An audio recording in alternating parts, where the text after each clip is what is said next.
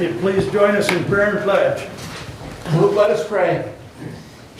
We lift up our local leaders today. We pray for our mayors, city councils, county commissioners, police chiefs, sheriffs, judges, and all who serve our local communities. Strengthen them with wisdom and grace for the heavy burdens they carry. May they manage their teams and projects with love. Keep their hearts pure and their eyes turned towards your face as they work in the best interests of the people they are called to serve. In Jesus' name, amen. Amen. I pledge allegiance to the flag of the United States of America and to the republic for which it stands, one nation, under God, indivisible, with liberty and justice for all. Thank you. We'll have our first call out to the public. A member of the public may address the board after receiving recognition from the chairperson and giving his or her name. Public comment shall be limited to a period set aside at each meeting for such purpose, and each speaker shall have the floor for no longer than 5 minutes unless the board grants an extension. Board of Commissioners Rules and Procedures and Bylaws 5.13-3, and we also ask you be respectful. Is there anyone that would like to address the board at this time?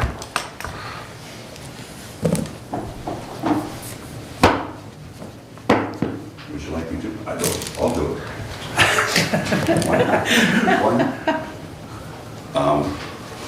Good morning, Bob. Good morning, folks. One is to address to our sheriff. Long ago, Mr. Hodshire, JJ, had taken care of my dad, and I have kept my word that I wouldn't be speaking ill of Scott. And I made that promise. Today, I would like to address Mr. Hodshire, our sheriff. Please, be a sheriff. Nothing more. For the people. And simply separate yourself from the calamity that's within. Other than that, I got to see the other day a couple of videos. Came back to some of the monies that's being looked at for the Hillsdale Hospital through Lifeways, dedicating some money from that. I hope that somebody can speak on, what's that going to incur and how much money is that going to be, simply because that was another drain and another millage is possibly going to be in the works. The other is I haven't seen anything other than some good,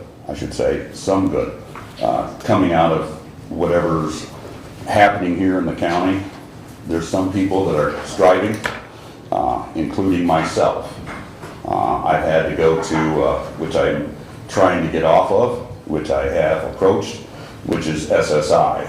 It's a horrible thing to be under, and I don't want it. I'd rather walk away and starve away and not have anything to do with this. So I'm doing everything I can to stay away from that. And I don't appreciate the idea that someone decides they want to, come forward and start pushing simply because of, their own gains. Other than that, I want to express two people, and I'll make it very short and brief. Miss Kelly Mapes, alongside of Joe Hindy, both, since I have been out of the hospital with this, whatever I've got, it has been a troublesome time for me to learn how to use one of those phones or how to use that computer. And it's very, very difficult to learning this. But set aside how difficult it is for me, Miss Mapes, I yell, I swear, I get back at her and Joe Hindy as well, because they made me learn how to read, and it's difficult for me to punch in one finger at a time to getting stuff. And to retain that information, it's very hard to do. They have put up with me for this past year. And I get daily phone calls, to push me on. I get mad as hell. And my system is I'm trying, just to stay alive and alert to some of the subjects that's within the county or within my own being. And other than that, I want to give some praise to those two people for looking at some of the things and difficulties I've had. The ride, the coffee, just the talk. There's a great deal that's being missed out that people don't know about Mapes and Joe Hindy, both. I got to admire them, and they are the ones truly that have helped me regain this little bit of recovery that I'm having to go through. So again, thank you folks. Have a good day. Thank you, Bob. Any other public comment at this time? There will be one more at the end of the meeting. All right, we'll move right along to the consent agenda, please. Move to approve the consent agenda as presented. Second. Any additions or corrections? Hearing none, all those in favor signify by saying aye. Aye. Opposed, same sign. Correspondence is listed. Any comments on correspondence?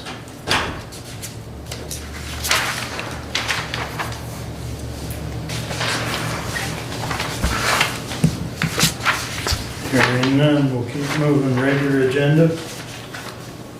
Move to approve as presented. Support. Any additions or corrections?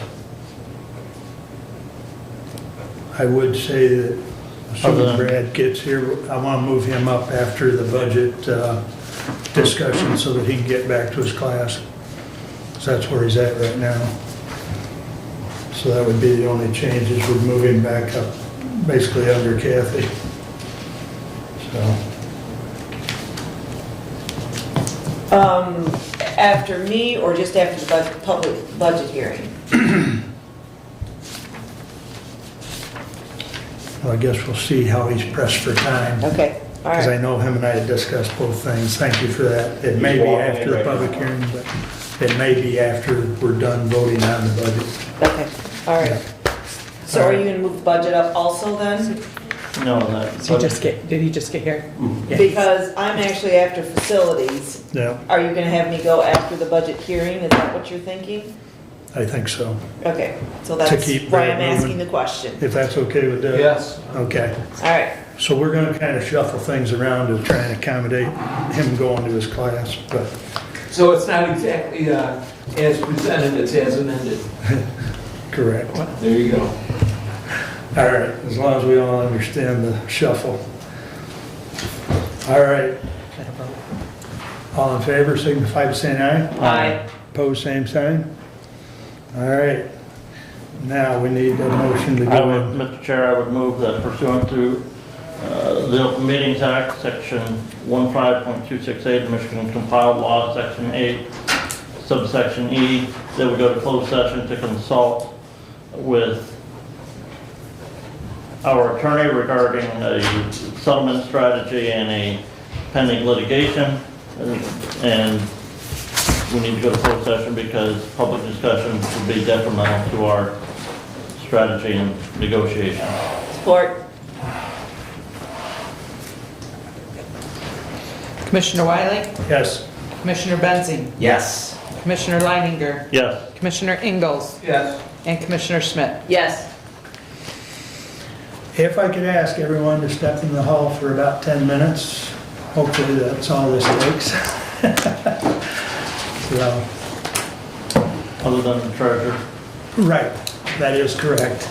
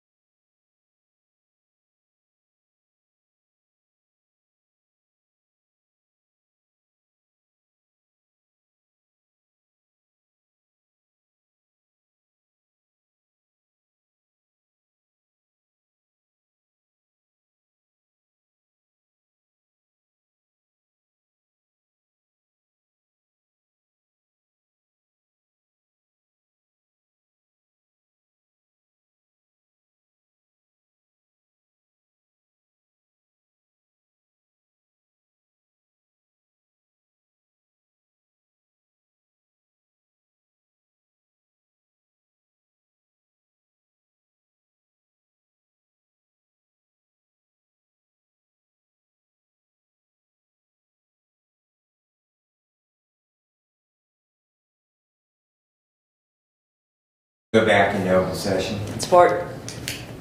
All in favor, signify by saying aye. Aye. Opposed, same sign.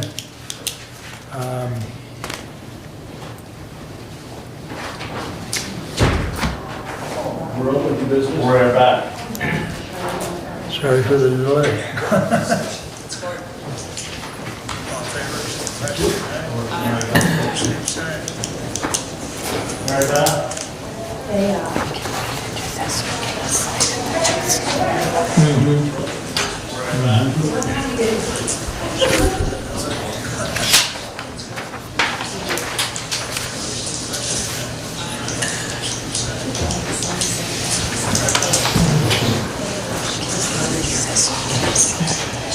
You want to check with Scott real quick there? We're back on.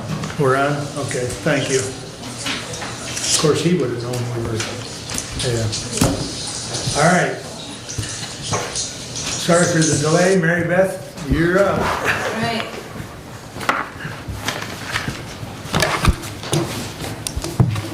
So good morning, Commissioners.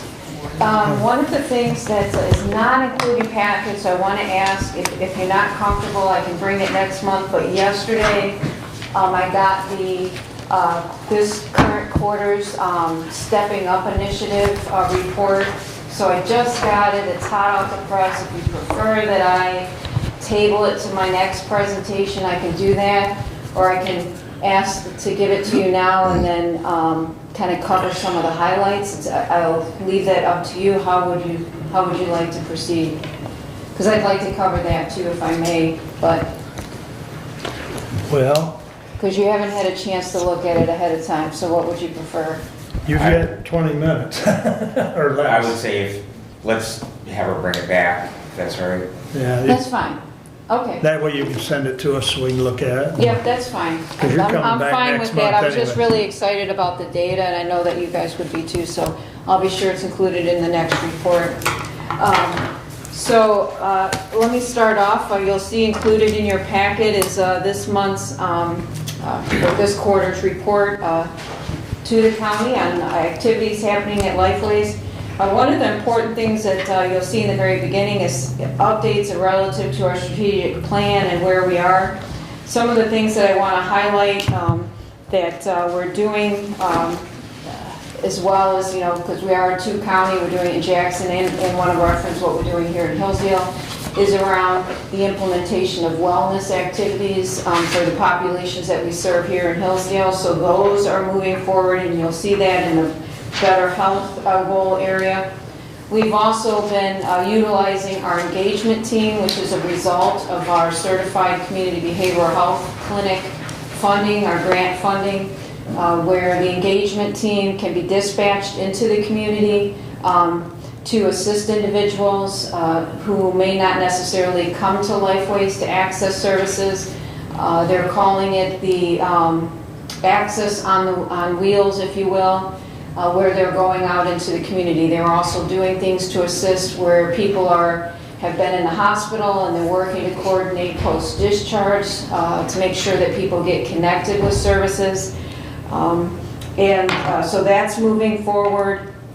The other thing that we'll be doing, and we want to have an opportunity to really have more of Hillsdale involved with, is the crisis intervention team training, the CIT training. So we have had one officer here in Hillsdale trained. We have an upcoming training that's going to be in February of this next year. And really, what we want to be able to implement is a model in which law enforcement is trained, as well as the ability to kind of do a co-response with law enforcement. We've been doing that in Jackson, and it's been working out really well. When they know of a situation who it might be somebody known to both law enforcement or Lifeways, who is an individual who might be having mental health struggles, sometimes they'll call us and we are dispatched, our CIT team, or sometimes we actually co-respond with law enforcement to the scene. So it's been working out really well. We're starting small and growing it, and we're happy to say that we look forward to being able to do a similar thing, obviously on a smaller scale in Hillsdale, but still the same type of model. And So kind of stay tuned as that moves forward, and we look forward to having Hillsdale law enforcement participate in that upcoming training. When we look at our strategic plan, the other thing that we have been focused on is, it is a difficult time, and many of you might have experienced that here in Hillsdale around recruitment and retention of staff. Community mental health system is not immune to the struggles of the workforce.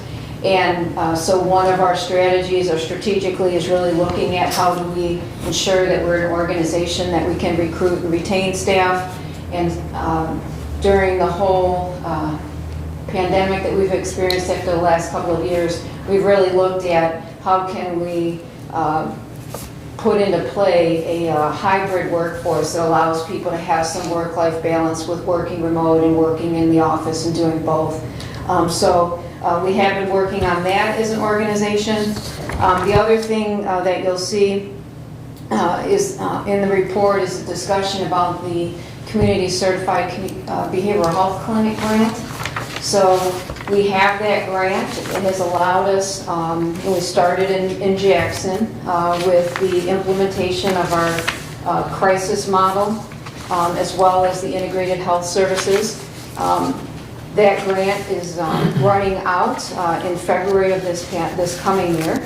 And what we've done is we've applied for a 4-year grant with SAMHSA to be able to expand that for an additional 4 years and really look at implementation of some of those services as well here in Hillsdale, but on a smaller scale, where there's actually like a crisis community living room on site as a diversion to the ED and a diversion from jail. So we're looking forward to that here in Hillsdale. We did receive that grant, so you'll hear more about that. One of the things as part of that process is our board approved Lifeway's working with an architect to evaluate space needs to be able to implement those services here in Hillsdale. So you'll hear more about that as this moves forward, because obviously it will be a discussion with the county because we are in a county building. So kind of stay tuned as we kind of navigate that. But I will be bringing, it may be, I am taking a vacation in January, so it may not be January, it may be February, in which I bring to the county an evaluation of, and kind of some history of the Lifeways building and the financial impact over the last several years. So I'll be bringing that because some of you, Brad, you might be familiar because you've been on the board before, about the history about the building that we're in. So we'll talk about that, and I'll bring that back here as we look at the recommendations from the architect. Next item I wanted to make sure that you had a chance to look at. There is a link in your report around the Justice and Behavioral Health Survey. So this was a national survey that was done. We did participate, and they collected information around mental health services in local jails. And it was a very interesting report that talked about some of the best practices. I think when you look at that and the work that we're doing to support our local jails with mental health services, that is best practice. There's many communities in Michigan that do not have mental health services in the jails in partnership with their community mental health, and we should be proud of that as a community that we're doing that and supporting the jails. And you'll see some of that outcome report again when I bring the stepping up report at the next quarter, but you may want to look at that article if that's something of interest to you. The other thing that's included in your report is a trend of some of the data over the last 3 years, really looking at crisis services, looking at the number of people coming in for behavioral health services. And what you'll see when you look at this data, when you look at access screenings, that means individuals that have requested actual services. So they've come to Lifeways, they want to access mental health services, and we're doing a screening. You'll see in fiscal year 20, our average is about 755 individuals in a quarter, and it's all the way up to 1,088, which is an increase of 333 individuals per quarter and over 110 per month, and about 30 individuals per week. So there's a lot of individuals. We are seeing an increase of people accessing mental health services, and I can contribute that probably to a couple of things. If you might be wondering, why the increase, some of that is the millage. So we have millage dollars to serve people who are uninsured or underinsured. We also have in Jackson the Certified Community Behavioral Health Clinic, which is additional funding to serve individuals who are underinsured. And then as well as the fact that during COVID, there have been an increase of individuals who've had Medicaid. So about 700,000 statewide. There's going to be a significant challenge here shortly across the state when the public health emergency ends. And those individuals will have to reapply. And some individuals were eligible because of the public health emergency, and they're not going to be eligible. They're predicting about a 20% reduction in people with Medicaid coverage. So we'll expect to see that the use of the millage funds for uninsured and underinsured will go up as a result of that. So kind of stay tuned as that moves forward. The other thing that's included in your report is kind of a summary of some of the engagement team data. That's that team that I talked about, the access on the road. They're doing some great work relative to getting out into the community, and you'll see in this report the increase just in this year from a total of 98 referrals in the first quarter to this last quarter through June, 213. So people are hearing about it, people are accessing it, and it's a great resource. And with that, I will leave it to if there are any questions of any of the commissioners. Questions? Mr. Chair. Please. Really more of a comment, or Beth, that we did have some discussions at our county security committee last week about your intervention team in Jackson County and how that we are looking forward overall to having that asset in the future here in Hillsdale County. So it is being noticed. Yeah. And so we do appreciate the efforts and look forward to you having that asset available here within Hillsdale County. Yeah, and we do too, because we're seeing positive results as a result of it in the partnership with law enforcement. So it's a good thing.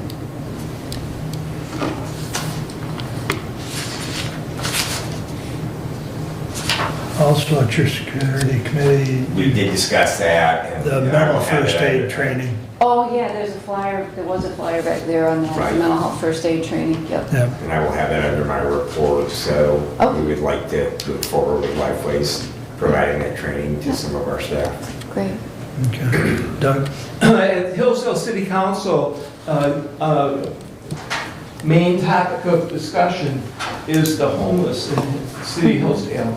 And it's described as being a mental issue that many of the homeless have. The task force itself is going to have two focus points, one on safety, as an issue, and the other as the social issues that are brought with the homeless as well. And my question is specifically in Hillsdale, what is Lifeways doing, and would they be available to assist in this task force to address the issue here in Hillsdale? And part two of the question is, do the numbers, they estimate 100 plus homeless in Hillsdale, and I'm wondering if these numbers match your estimates of what the homeless may be in Hillsdale. Okay, I would have to go back and look at from our data as to what the homeless looks like for those with a mental health challenge. I think it's important to know data actually shows that even though there is a perception that people that are homeless are all mentally ill, that's not an accurate statement of those with those that are homeless to say they're all mentally ill. There are individuals who choose to be homeless who do not have a mental health issue. So I don't know what that looks like here for Hillsdale when you reference 100. I can look at our data and indicate from the number of people that we serve who might be indicating that they're homeless. But if they do that off the homeless count, that probably is an accurate reflection of Hillsdale County relative to the number of homeless. City. From the city. But Yeah. I'm assuming they got that from that homeless count that's done every year. I don't know. That I don't Mr. know. Chair, if I might, Commissioner, I can answer your question, because I did ask that question from Community Action Agency, who actually does do that census. And within Hillsdale County, the annual homeless data from 2021, there were 85 homeless people reported countywide, not in the city, countywide. Okay. Thank you. So maybe they're projecting an increase. I mean, I'm not sure if the 85 is countywide and they're reporting 100. So I can look at that, but the other thing that you had asked the question about is, I'd love for Lifeways to be a part of this task force, so somebody could send an invitation, we could absolutely have representation at that meeting. We do now provide services for individuals who have mental health challenges when it's identified that, and they want to, people are their own guardians and they can choose to receive mental health services or not, so it's always important to know that. But we can utilize our engagement team when we know there's an individual that might be demonstrating mental health challenges who's out in the community. We've done that in Jackson, dispersed the engagement team to try to engage people. But the other thing to note, and I'm glad to hear that the Community Action Agency is at this meeting, is they do a lot as well relative to the homeless. I mean, part of their charge is to assist individuals with gaining housing. So, please, if you wouldn't mind sending that information to myself or to Shannon about when these meetings are, we can look to make sure that we have representation at that meeting as you I will guys do move that. forward. Thank you. Thank you. Any other comments or questions? I would like to get clarification, and it's not so much for Mary Beth, but it's the homeless issue. When we hear homeless, the definition of homeless doesn't mean that you're living in the tents that they talk about. It means that they don't have a home. So when you talk 85 or 100 people, my question is how many are living in the tents? Do we know that? Or that, when we talk about that location? Right, there's a lot of aspects to homeless that were talked about at Hillsdale City Council. Right. And I'm kind of a messenger on this. Right. Relaying the information. And one of the comments regarding the children that are homeless through McKenty Vinto, it said that between Hillsdale and Branch County, there's 400 children that are homeless. Well, they are staying not in tents, they are going from house to house, and the term was couch or sofa surfing. So there's a lot of aspects to what that term homeless means. Right. Yeah. So I guess that's what, at a future meeting, I'd like clarification. Is more of a understanding of the different layers of the homeless and what those numbers are. Yeah. So That's a good point about the sofas, because when they do the homeless count, when they do that on an annual basis, if you're couch surfing from one friend to a family member to another, or whatever, that is considered homeless because you do not have, and they're included in that count. So. Any other comments? I'll just add one quick one because we're pressed for time, but the Lifeways recognition and Christmas party was held in person. Yes, it was nice to have it in person. First time since COVID. so last Tuesday. Yeah. And the staff excitement was infectious. So there's just a great staff, over 200 total staff. And if they did, which I know they do, they display that same infectious attitude that they displayed that night in their work. So, just kudos to them. I'll make sure I share that with staff. They appreciate that. Thank you. So, all right, thank you, Mary Beth. Yeah, thank you. See you this afternoon. Oh, yeah. All right. all right, I'd like to move that we open the public hearing on the 2023 general fund budget and the 2023 special revenue, debt retirement, capital project funds, and enterprise fund budgets. Support. Moved and supported. Any discussion? All in favor, signify by saying aye. Aye. Opposed, same sign. We are in the public hearing mode of the general fund budget, special revenue, etc. Who would like to comment? And if I may, sir. Please. The public has right to comment, question during this time, but they are still limited to the 5-minute This is correct. rule. Stephanie? An affidavit of proof of publication on December 6th. Thank you. Gary? Mr. Chairman. Please. So, Mr. Chairman and fellow commissioners, I'm Gary Leininger, reside at 10631 Burt Road, Pittsford, Michigan, in Wright Township. And I'm here today representing the Hillsdale County Parks Commission. At our meeting last week, one of the things that was discussed is that there's the possibility of the grant that we have applied for with the assistance from Bruce Caswell for dredging part of the ponds at the park may or may not get awarded to us. And so Commissioner Ingalls was there, and we discussed, in the event that that did not happen, what other possibilities could we do? Because it's my understanding you folks are preparing to allocate $50,000 out of COVID money to matching grant funds for this dredging project. And so we kicked around several ideas, and an idea that met the approval of all of the members of the Parks Commission is that the roads at the park are part of the county road system, part of the local county road systems. And I haven't had anything significant done with them in 20 plus years. And so one of the things that we would like to propose to you today is, obviously our top priority would be to do dredging in the ponds.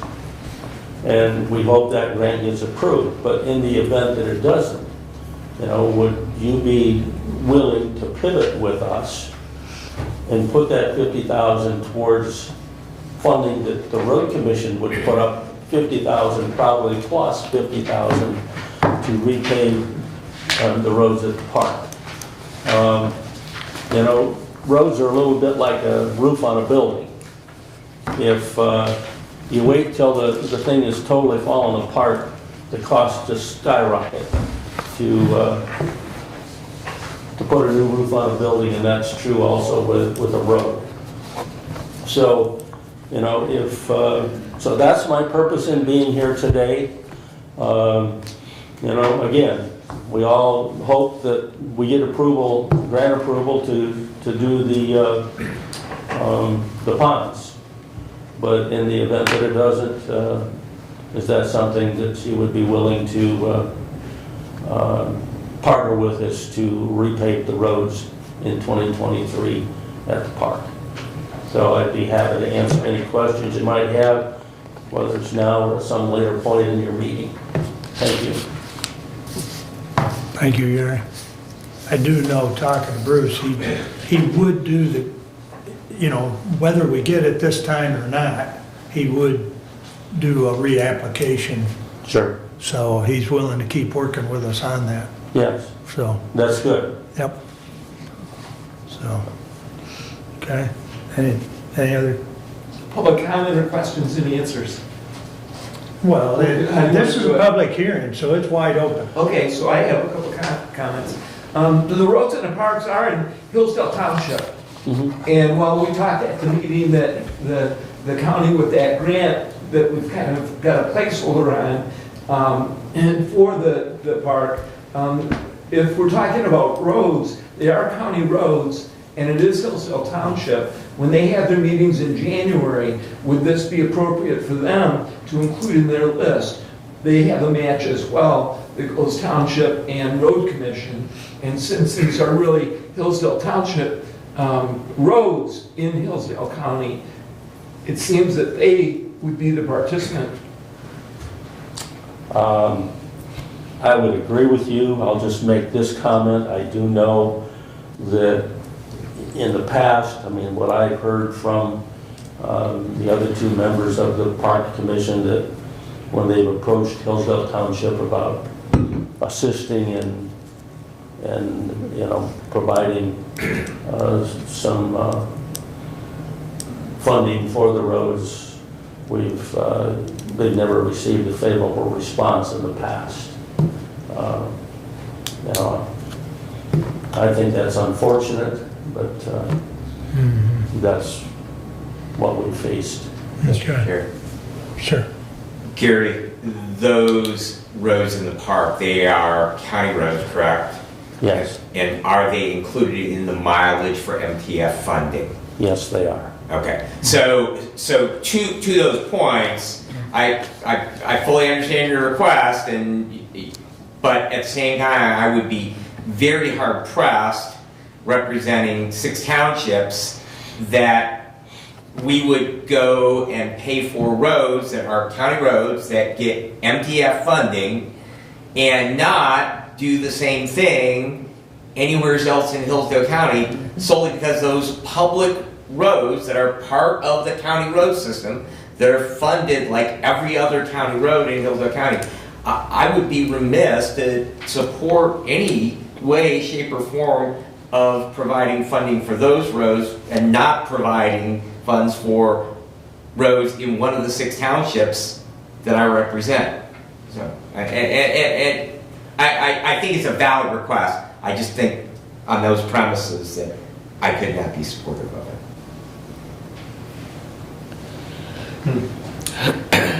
Anything else on, I guess my comment would be is that there is nothing, nothing set aside in the 2023 budget for the match for those grants, but rather the discussion has been out of ARPA funds. We were going to honor that match, so it's not like there's a placeholder for those funds. And I think that this is an interesting conversation, that more information needs to be gathered. An estimate of what it takes to pave those roads. Is the parking lot included at the community building? If the parking lot if that is not a county road, then was that something that we would actually look at funding? So I think more conversation needs to be had. And I think if Hillsdale Township in the past has said no, I think it's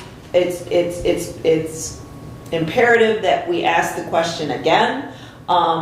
And that if they wouldn't fund the full 50%, is there some number they would fund if the county would be willing to put something towards that? I would be hesitant also to spend that placeholder, as you call it, if you're going to reapply for the grants. So I think there's a lot more discussion that needs to be had. One of the first things, if I were to remain on the board, I'd like to see would be the estimate of the fund of what it actually costs to resurface the roads over there. So. okay. Thank you. Thank you, Gary. Anyone else wish to comment during the budget hearing on a budgetary item? Going once? Going twice? Any board member wish to comment during public comment? Yeah, we got something going on there that I got on, but Brother, just turn it off. There you go. We don't need to watch soap operas, but no. Mr. Chair, I would move that we close the budget hearing. Support. Any discussion? Hearing none. All in favor signify by saying aye. Aye. Opposed, say. I'm sorry. He turns one TV off, the other one comes on. Don't give him the remote. Okay. We are back in session and Do you want me to continue or do you you got want? time for Kathy to run through the budget items before we switch to your report? We talked about this before you got here. We were going to juggle around if you had time. No, please have her proceed. Okay, go ahead. So, Thank you.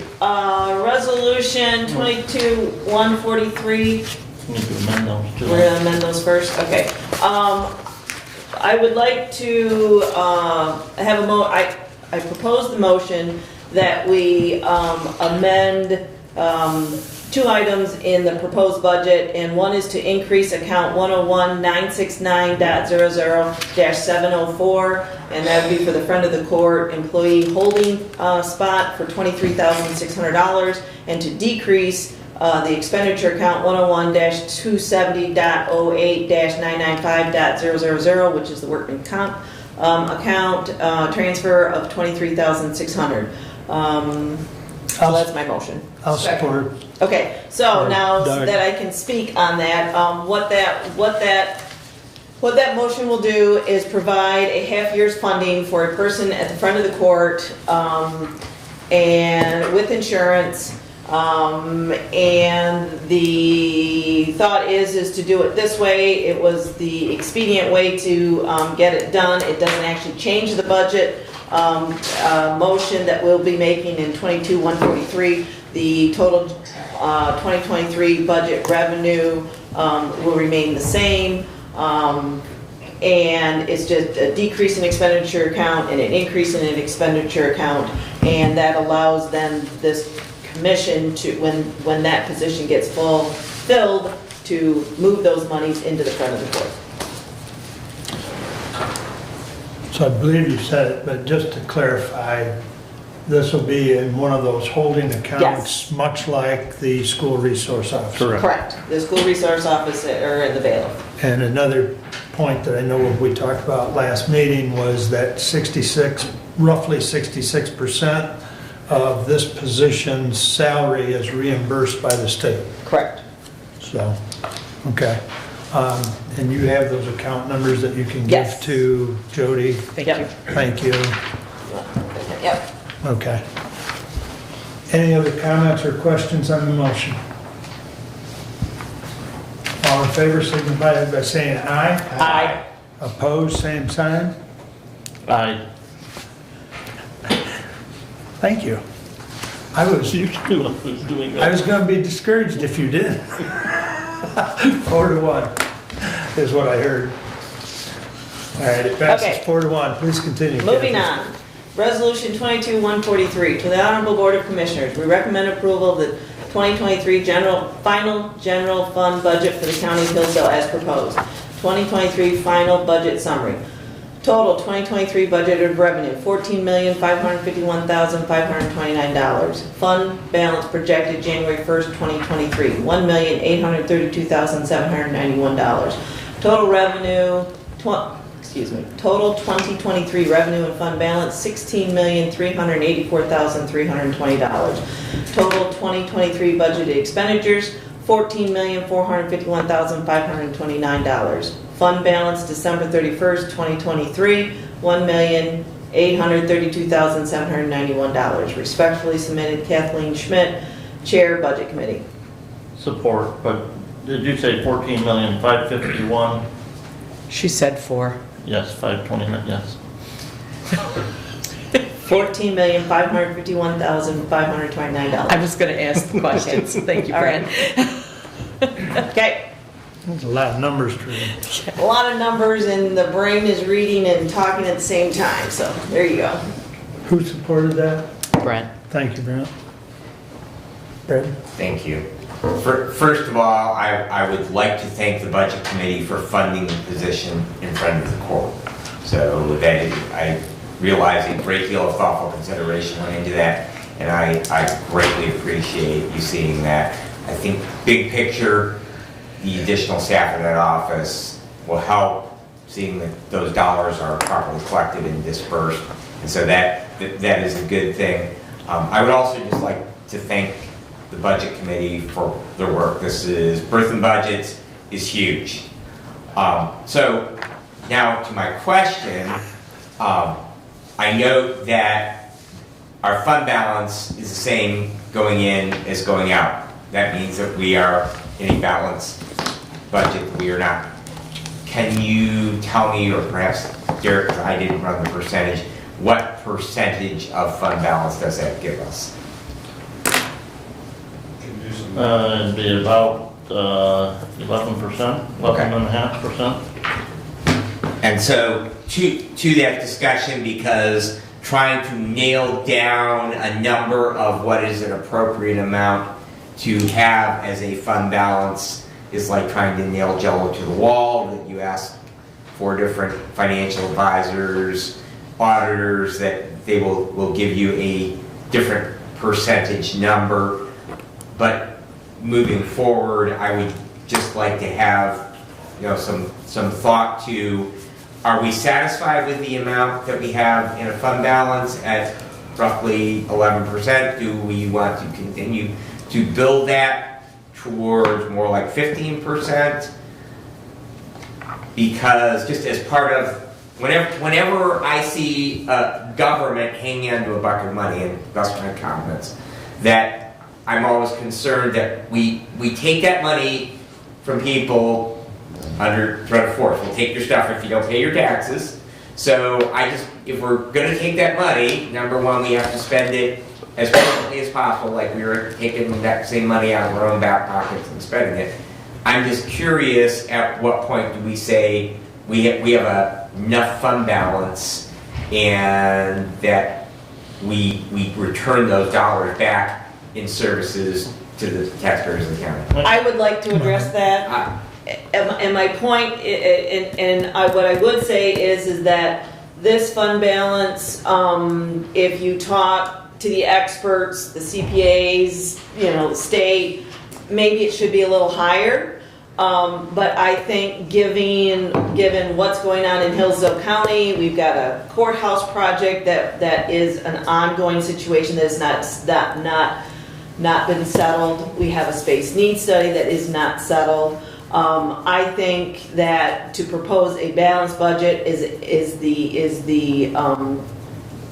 in the best interest of the residents of Hillsdale County. I don't think we have a fund balance that we should be returning back funds to the residents, because we have needs here that need to be met. And I think Hillsdale County, as a group, the commissioners, the employees of Hillsdale County, try to be very conservative in how we address county budgets and county spending. So I don't think we're being frivolous. I don't think we're paying for Cadillacs for services or Cadillacs for spaces. So I understand your comments, and I think that the fund balance and the budget that we have put forth is conservative in rendering services for Hillsdale County. As part of that budget, there is a, correct me if I'm wrong, $20,000 or $30,000 contingency. $30,000 contingency, because as you know, budgets can go awry. So there is a built-in contingency to this balanced budget that we're presenting. And if I may, the fund balance as a percent of 2023 expenditure is 12.59517.8%. Okay? Now, what you don't see in that $1.8 million fund balance is those funds that are allocated or unspendable by this board, because they have been lent out even within the county. Some of those dollars are lent from the general fund to the drain revolving fund, and so that number is not always actually a spendable figure that we've got, because we've got them out. Some of those funds, yes, they're a fund balance, but they're allocated already and currently in use. And I'd have to go back and look at the audit from last year to know exactly where we ended the year at, but that number has gone down. So as far as that percentage of the fund balance that is allocated to other resources right now, but it's still in the fund balance, but we just can't spend it.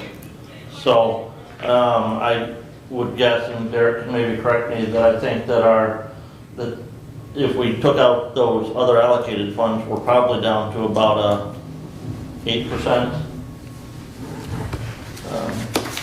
spendable fund balance. Can I add something? Yeah, go ahead, come on up, Derek. Yeah, so I think you guys are, I agree with pretty much everything that was said. I will add that the board has passed a resolution, a fund balance resolution. In that it states target fund balance percentage.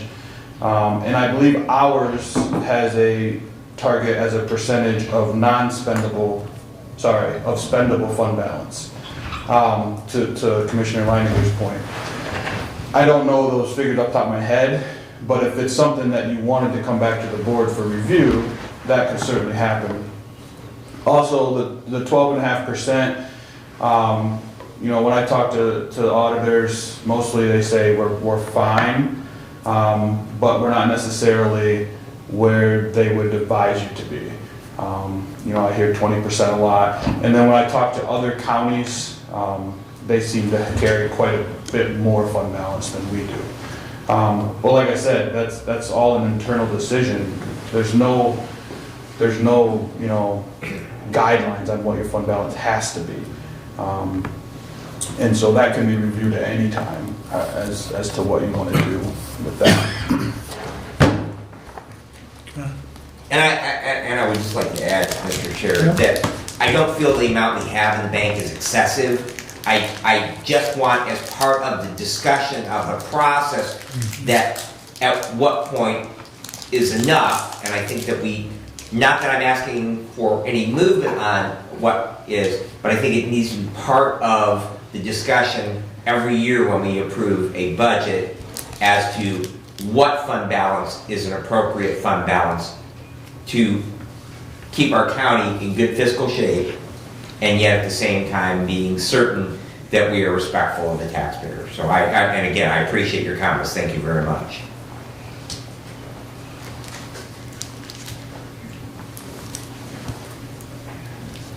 Any other discussion on 143? Doug? Kathy? Brent? Roll call.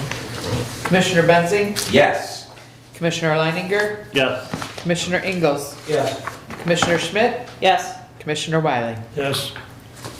Please continue.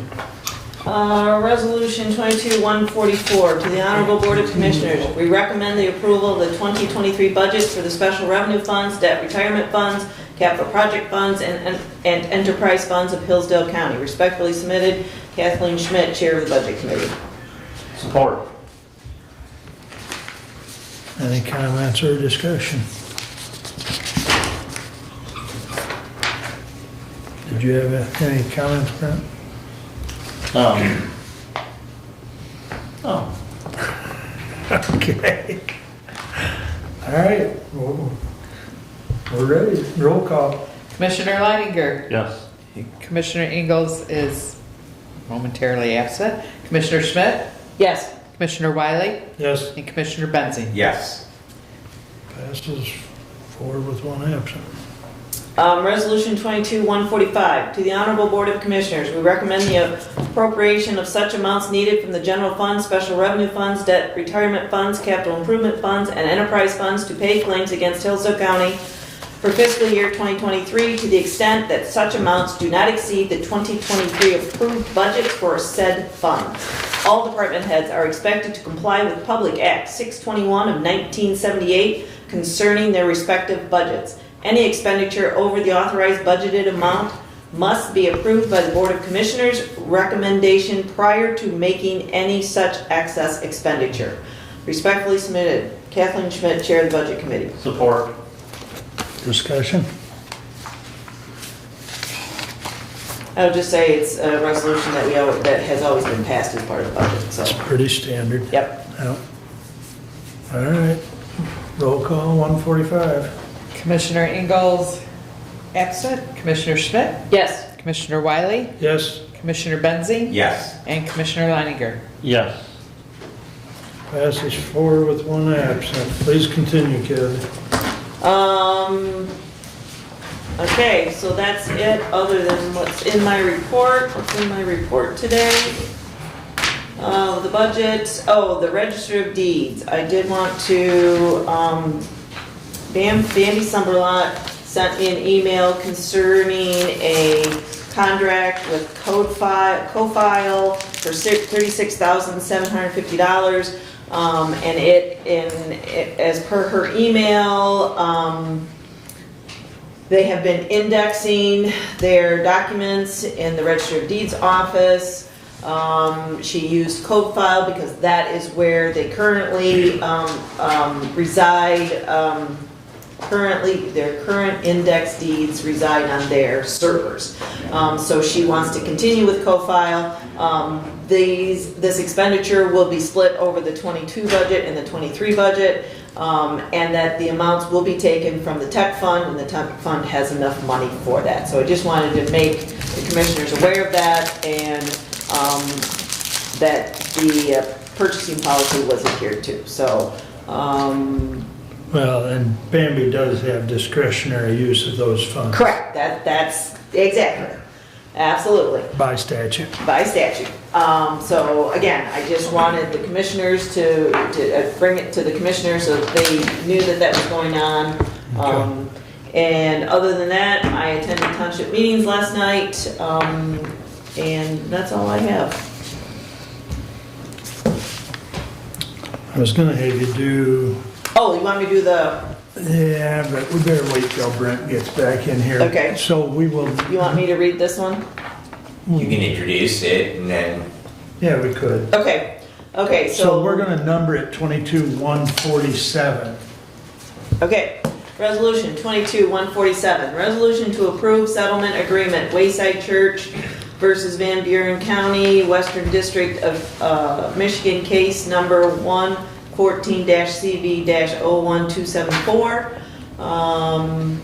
Whereas Wayside Church filed a class action complaint against a number of counties in the United States District Court for the Western District of Michigan in civil action number 114-CV-01274 complaint.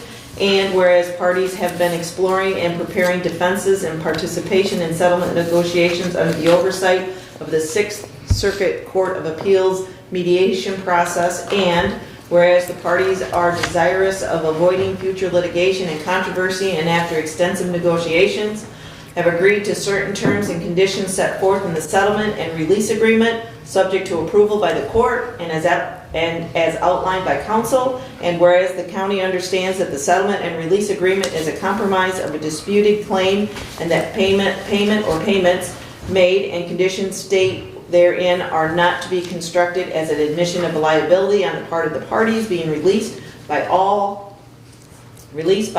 who all liability is expressly denied. And whereas after consultation with legal counsel and the county treasurer, and upon the recommendation and endorsement of the settlement by each, the county believes it is in the best interests of the citizens of Hillsdale County to resolve the litigation in accordance with the settlement and release agreement, subject to approval by the court. Therefore, be it resolved that the Hillsdale County Board of Commissioners approves entering into the settlement and release agreement in connection with the civil action number 114-CV-01274, subject to approval by the court. Be it further resolved that the chairperson of the Board of Commissioners, the treasurer or counsel, and county clerk are hereby authorized to sign the settlement and release agreement on behalf of Hillsdale County, subject to approval by the court. Respectfully submitted, Kathleen Schmidt, Budget Chair. Support.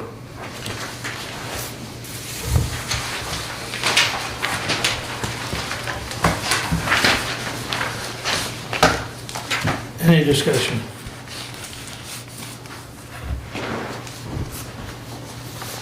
I think probably for ease of tracking, we better do a roll call.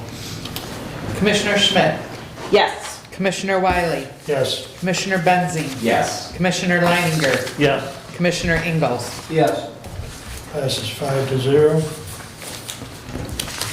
All right. Justin, you want these copies back?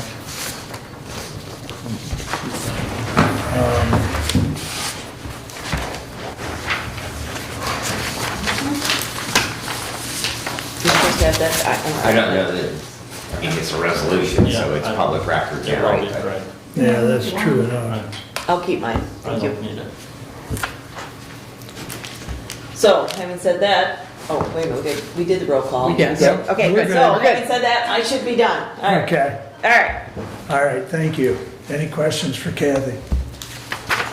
Brad, your turn. All right, I'm turning the page. First of all, I would like to thank my fellow commissioners for allowing me to move up. I am currently attending a 2-day Campus Active Shooter Integrated Response class sponsored by Hillsdale College and Hillsdale County Emergency Management. We have a number of public service agencies from the county that are participating in that, as well as people from the college, and I greatly appreciate your excusing me so I can get back to that class.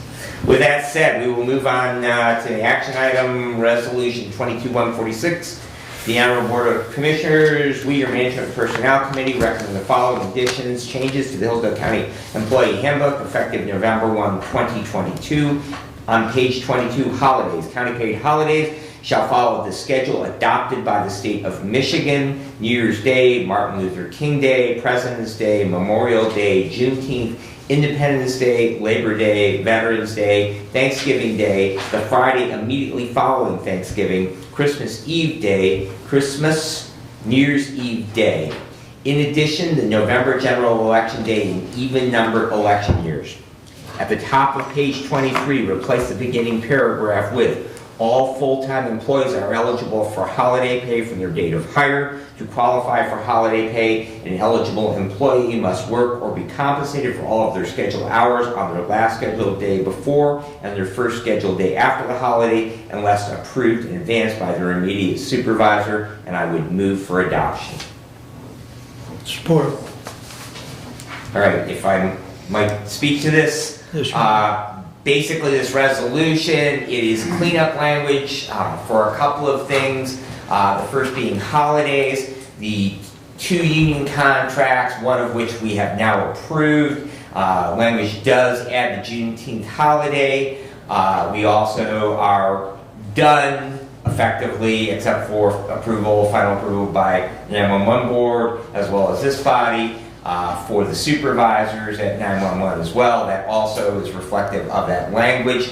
The courts, which we have worked diligently over the years to have one employee handbook for both court employees and county employees, they will be taking Juneteenth off. That is a state holiday, so we would have a number of county employees. So the change simply brings us in compliance with what the state is doing, what the feds are doing, and also the language of our 2 newly settled union contracts. The overall impact on that is it actually adds 0.75 of an additional day off, because we currently give every 4 years, so that's a quarter of a paid time off day or a holiday for Air County employees. We also have a half day for Good Friday. So if you take that and you take every other year rather than every 4 years, and then you apportion that with the additional holiday, we are actually adding 0.75 of a day to the county holidays. The additional language, we've had questions come up in regards to when people would receive if the county shuts down in other words, we close for one of these holidays. At what point do newly hired employees receive holiday pay for that? And this just simply clarifies that because we have diligently searched, we've had department heads diligently search, and we can find nowhere that it actually specifies yay or nay as to at what point that new hires are paid. We are working to try and become more competitive, and the idea that we would hire somebody and then the following week that we would be closed on a Friday or a Monday and they can't come to work, and so they come to work for us for 5 days, and then in their next paycheck they get shorted a day simply because we were closed.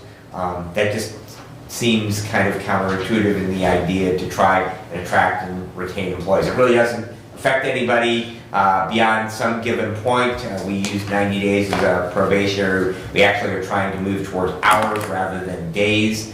But it just simply clarifies that language. It really doesn't add anything other than it makes it a positive so the payroll knows that when we hire somebody, that they would be immediately eligible for holiday pay, as long as they work the hours. And that's the only change, that first sentence on there, that they're eligible for from their date of hire. I'd be delighted to try and answer questions. So, if I may, Yep. I reached out to Sue Smith, which she has the pulse, if you will, on, you know, Pay benefits. yeah, the industry within the county. And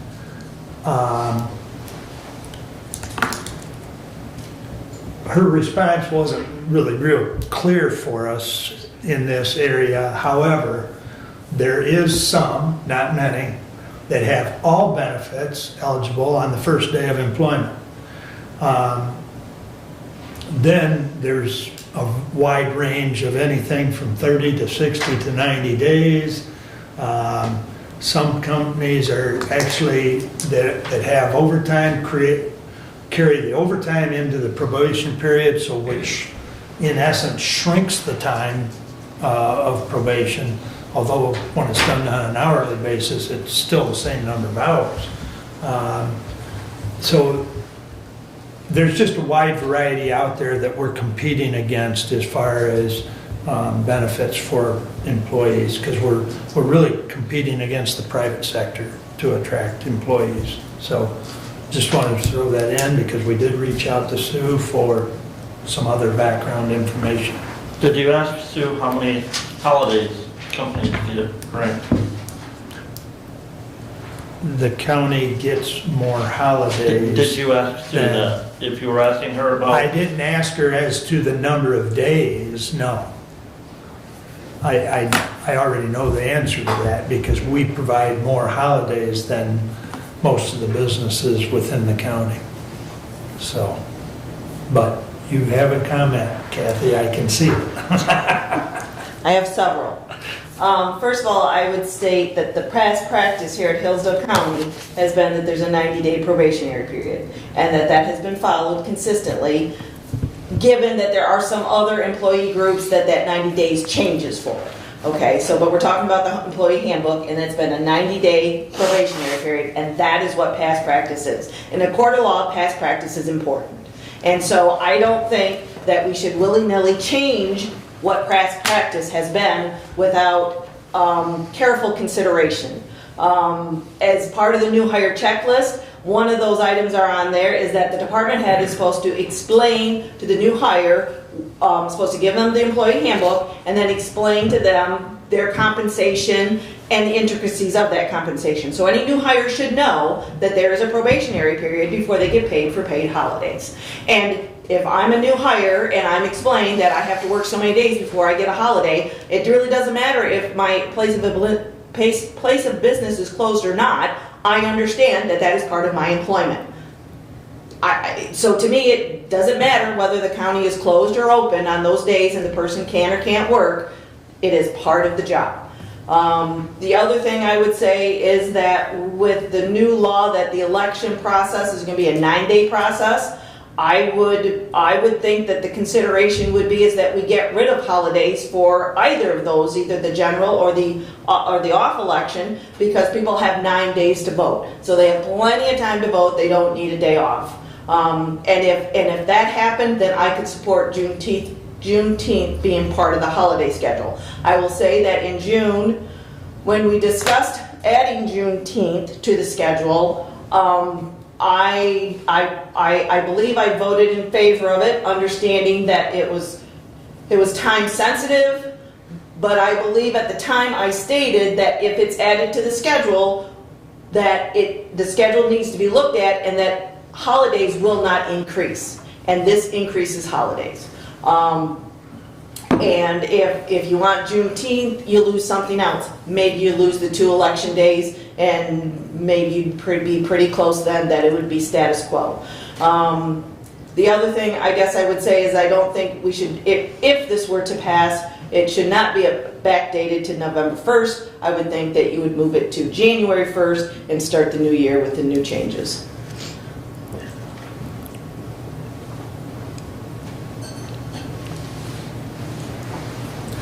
The November 1st date was what we discussed with council. I'll just leave it at that, but I guess I can't. I'm very, if it helps getting this passed, I'm very willing to give up one of those election dates or both of them. Because, you know, but back to Brad's comment, we're trying to align with, you know, the state schedule because of some of the other implications. But there again, I for one am more than willing to accept an amendment in that fashion, but I can't speak for Brad on that one, but I'm just telling you where I'm at on the election part. But you got a comment, Brad? On that, I'm not sure even our county clerk knows exactly the implication that 9-day early voting requirement or 9 days in-person voting requirement is going to have on the clerk's office, whether it be during the 8 days or the supposed election day, which is the first Tuesday after the first Monday in the month of November in even numbered years. Whether they're going to have to be open that day or not, I don't know.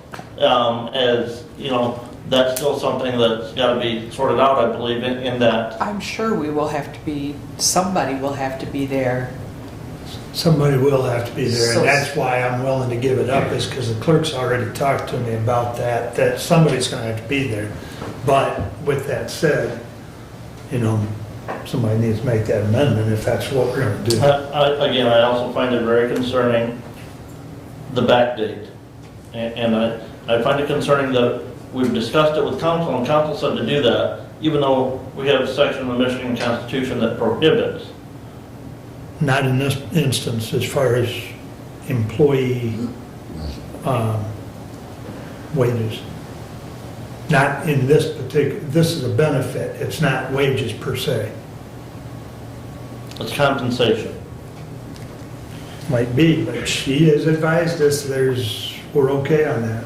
So I'm just telling you what she told us. And Mr. If Go ahead, Brad. Commissioner, I appreciate your concern because I raised the same point, and just for the sake of the discussion, I would like to acknowledge that I did make the same point, and that is why we asked council on it. And once we received an answer back from council that was acceptable, that is why the resolution was written with that date in it. And I would like to see that written statement from the council. Well, it wasn't in a written statement, it was in a phone call because we were trying to get this put together. But I can certainly have it, send it to you in writing if you'd like, but, you know, Sorry, I'll guarantee you, pardon me? I just have a comment on the number of days Kathy's concerned about. I don't see the half day for Good Friday listed here, so they did take that out. They took it. Right, but it was stated that 0.75 It increase in is a holidays. 0.75, I mean, when we look at Right. total days of compensation, I'm just saying. it does increase by Right. There's one 0.75. out of there. A half day. But again, overall, it's a 0.75 increase. Right.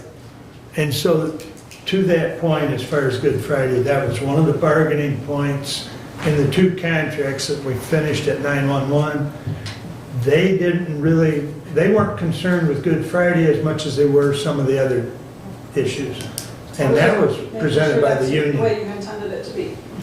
Yes, yes. And you know negotiations, you give up something for something else. Right. So, Is this something we need to decide today, or can we decide this on December 27th at our next meeting? that's the pleasure of the board, Doug. Ideally, Brad and I'd like to see it done so we can And I think move on Carol a would bigger like it fix. done as well. Yeah, exactly. Well, my sense is that it's not smooth sailing on this, and I would move the table. Support. Non-debatable, so. All in favor signify by saying aye. I, Opposed, same sign. Aye. It passes 3-2, unfortunately. 3-2. You 3-2. voted no? Brad and I both voted no.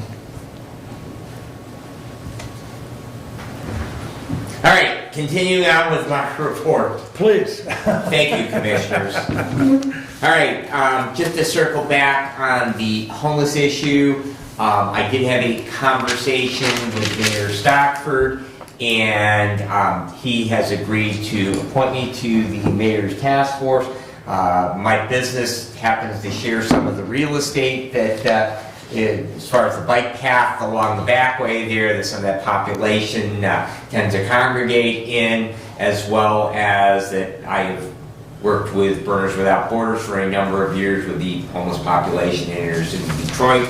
It is an area of interest and concern for myself. And so anyways, I will be at least participating in that as that discussion moves forward. Commissioner Leiner and I met with the county ambulance agencies on November the 22nd. That was even following our last meeting regarding the renewal of our current contracts. It's our belief that we have at least verbally agreement to the language in that. And so they are having their legal counsel review it currently. The only thing we do not have is the final financial numbers. I am waiting for those dollar numbers from Nick, because we are actually going to enumerate in the contract of what those dollars will be. You may recall we've had some discussion back and forth. We actually ended up having two short payments, and they were a little unsure of what that would be. So by actually putting in a schedule of each agency will receive this many dollars in each quarterly payment in the 3 years of the contract, then that simply clears up any further concerns, conversations for the length of that contract. So hopefully at our final meeting we will have that to button up. Commissioner Langer and I also traveled up to Lansing, and on the 29th of November we met with representatives from Motorola, Central Dispatch, and also Representative Andrew Fink in regards to possibly getting a supplemental in lame duck or moving forward for our 800 megahertz system. As we know, the climate in Lansing is changing dramatically, and lame duck ended up being a true lame duck. There really wasn't a whole lot of business outside of farewell speeches concluded in that.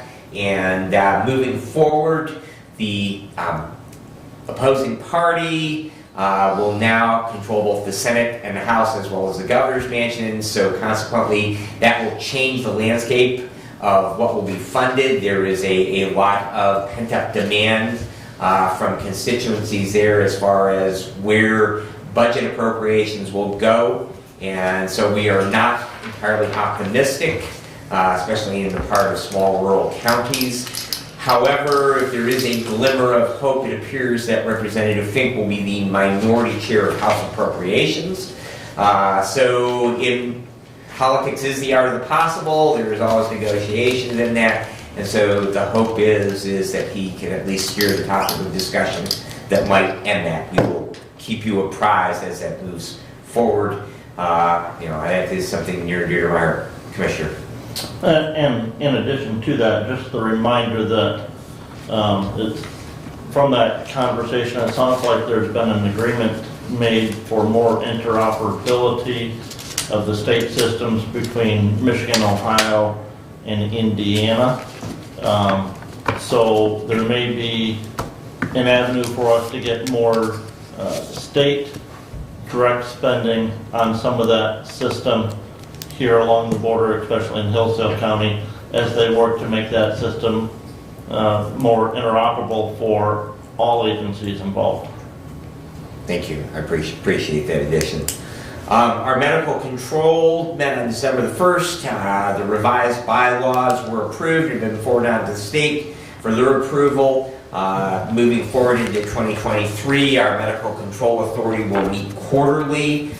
We have met very choppily over the last couple of years, COVID being a big challenge. Also, having 3 different medical directors over the last couple of years has also been a challenge. Dr. Wells seemed to have settled well into that position, and so I think that we are set there. We are also going to move our meetings to Central Dispatch, to the conference room out there, rather than at the hospital, and we will continue to report to you on that as medical control moves forward. Commissioner Wiley and I met with administrators from Jackson and Lenawee County, along with representatives from the County Medical Examiner's Office and the medical examiners from Jackson and Lenawee County to discuss the possibility of creating, moving forward, a 3-county collaboration on the Office of the Medical Examiner. Medical Examiner is a statutory office. We are required to appoint one. We currently enjoy a contract where we share the medical examiner with Lenawee County. Overall, that has been a pretty good agreement for Hillsdale County. Interestingly, Lenawee County, because they lost their morgue in the creation of the new hospital over there when Hickman Hospital was built, and they closed Herrick and Bixby hospitals, that they now actually contract with Jackson County, so there's also some interoperability, cooperation there. Dr. Mano, who is Jackson County's medical examiner, and Dr. Kaysen, who is our medical examiner, they are both getting towards retirement age, and so they would like, because they have built pretty sound offices there, to establish a good legacy and to kind of move that forward as they work towards retirement. And so the discussions are that we could basically create where we would have one set of staff for the 3 counties. We would share a medical examiner, and we would also share those medical examiner investigators, which those of us on the fire and EMS side of the house, if we have a death that is out of hospital, we have to sit on that scene until the medical examiner investigator comes out, and we can turn it over to them. So we can decrease the amount of time, have more of those available. Commissioner Smith, up in your district, that would be very advantageous, because now we would be talking about using resources out of Jackson County. Actually, one of the representatives from the medical examiners in office in Jackson said, I'm 20 minutes from Somerset Township and Moscow Township, where I live at. Great news, because having that resource, it frees those people so they can go back to whatever they were doing when they got sent out on that call. So we will continue to have that discussion. The big thing centers right now on how we form that. Well, will it be a collaboration? There was discussion, I think, with Zero Traction about the idea of forming an authority. I don't think there's any support for that whatsoever. Definitely I'm a strong no on that. But we're looking at what the legal vehicle would be to create that. But I think it's a great concept, and with this board moving forward, so we will continue to report on that. I did attend the CAA board meeting in Adrian on the 8th. We are back to moving those board meetings around the 3 counties, Hillsdale, Jackson, and Lenawee County, and we will be in Hillsdale County for our first board meeting of the new year. Jody, you okay? Any questions? No, I'm just looking at you. Okay, thank you. The County Security Committee did meet on December the 9th. We had updates on training for all the county employees. Stop the Bleed kits are installed in some of our county buildings. We would continue to push those out. However, we have not gotten our AEDs yet and still don't have a date on those. We will need to purchase at least one more AED. The youth home did get overlooked in that inventory list, so we will need to add funding and purchasing one more. And we have identified some locations, our maintenance garage, and some other places where it would probably be a good idea, not necessarily to have an AED, but to have that Stop the Bleed hemorrhage control materials. And so we probably will need 2 or 3 more of those. They may not need to be as large of kits, in other words, a bulk or mass, because we just won't have the number of people in those buildings that we might have in some of our other buildings. The committee also did recommend, and I sent on to budget, a proposed resolution in regards to purchasing a upgraded rave alert system. We currently use a component of Rave Alert to push out weather alerts, different things to all of our county employees. If the county's going to be closed, we don't pay for that service. However, this would basically interface with 911. It would have all of our building floor plans. It would actually allow all of our county employees to have an individual panic alarm on their phone and a locator on their phone that would be specific to that. There is a significant cost to that, somewhere in the neighborhood of about $10,000 a year. I can tell you that Hillsdale College is using that already, and Tom Whitaker is very, very impressed with the system. There was, I believe, shared with all of the commissioners previously, a demonstration video on how that works. If you have not seen it and cannot locate that and would like to see it again, I can see that moves out to you. But the hope is from the security committee, it is their recommendation that we buy that. And it is the hope that sometime in 2023, early on, that we could possibly get that funded. We also discussed our floor captains and any other interested personnel being trained in mental health first aid. We have dealt with the physical components of crisis in regards to hemorrhage control, cardiac arrest, and naloxone administration. This is moving on to the mental health component. And the committee felt that all of our building captains, we have a couple of those in each of our buildings throughout Hillsdale County, that they at a minimum would participate in that 8-hour training. And the suggestion was there are different ways that training can be delivered. The suggestion was that it be the all-day 8-hour in-person training. The feeling was that would be the best method of delivery for that. And so I would like to move that we allow interested staff to participate in, and they would be paid for their time because it would be through the work week. Support. What does the training cost? Is the training free? Free. That's what I thought. Lifeways is willing to provide that to us. We just need to provide the number of people, and they will set up a date. So how many people are we talking? I'm just curious. The number of building captains, I think we probably have around 10 or 12. And I've already had discussions with, I forget her name, but at Lifeways, they were going to customize the training as we needed, and I'm sure Shannon can help connect us. Because I think there are some training sessions already set up at the Hillsdale facility, so we may be able to just participate in some of those. And that would be good because then we don't deplete staff. Yeah. So you're thinking you're limiting it to those 10 or 12? We thought we would open it up to any because there were other people that are not captains, safety captains. So, and those people basically, they're designated to make sure that if we do have to evacuate the building, that people get out of the building. They know where the first aid boxes are located at throughout the building. And so consequently, the idea was that would be the minimum group that we have. But because we have offered the other training, the physical needs training to all of our employees, or actually we've required, it's an OSHA requirement, we thought that anyone else who might want to participate, again, it just makes us all, because this isn't training that is unique just to the work environment. Everywhere that we would interact with people. I went through it probably 8 years ago, was when Lifeways was first rolling it out, did the all-day training, felt it was very, very valuable, some good takeaways and tools to use. So I do think that it's a great idea that we would offer it to any of our employees that wanted to participate. As voluntary, is that correct? Right. Right. Yeah, it's not mandatory. Right.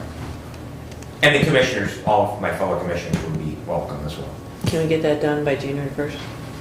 We will see you get in, regardless. I'm on the Lifeways board. Cool. There you go. I do want to actually Okay. participate in this. Okay. I think that this is very good information in today's society. So. Any other discussion on the motion? All in favor signify by saying aye. Aye. Opposed? Passes 5-0. Thank you. Thank you. I have one other item that I just got a text from the sheriff this morning. You may recall that in years past that we have allowed our sheriff's deputies to purchase equipment that they use. At times it has been one specific item. In the last several years it has been just we have a vendor and they have a dollar amount and they can buy equipment. We're not buying it for them, but it is equipment that they would use in their job and that they then are payroll deducted over the 26 weeks of the year. The sheriff would like to do it for $750 per employee. There are 20 employees. Basically, we put the money up front and then we're paid back over the 26 pay periods in 2023.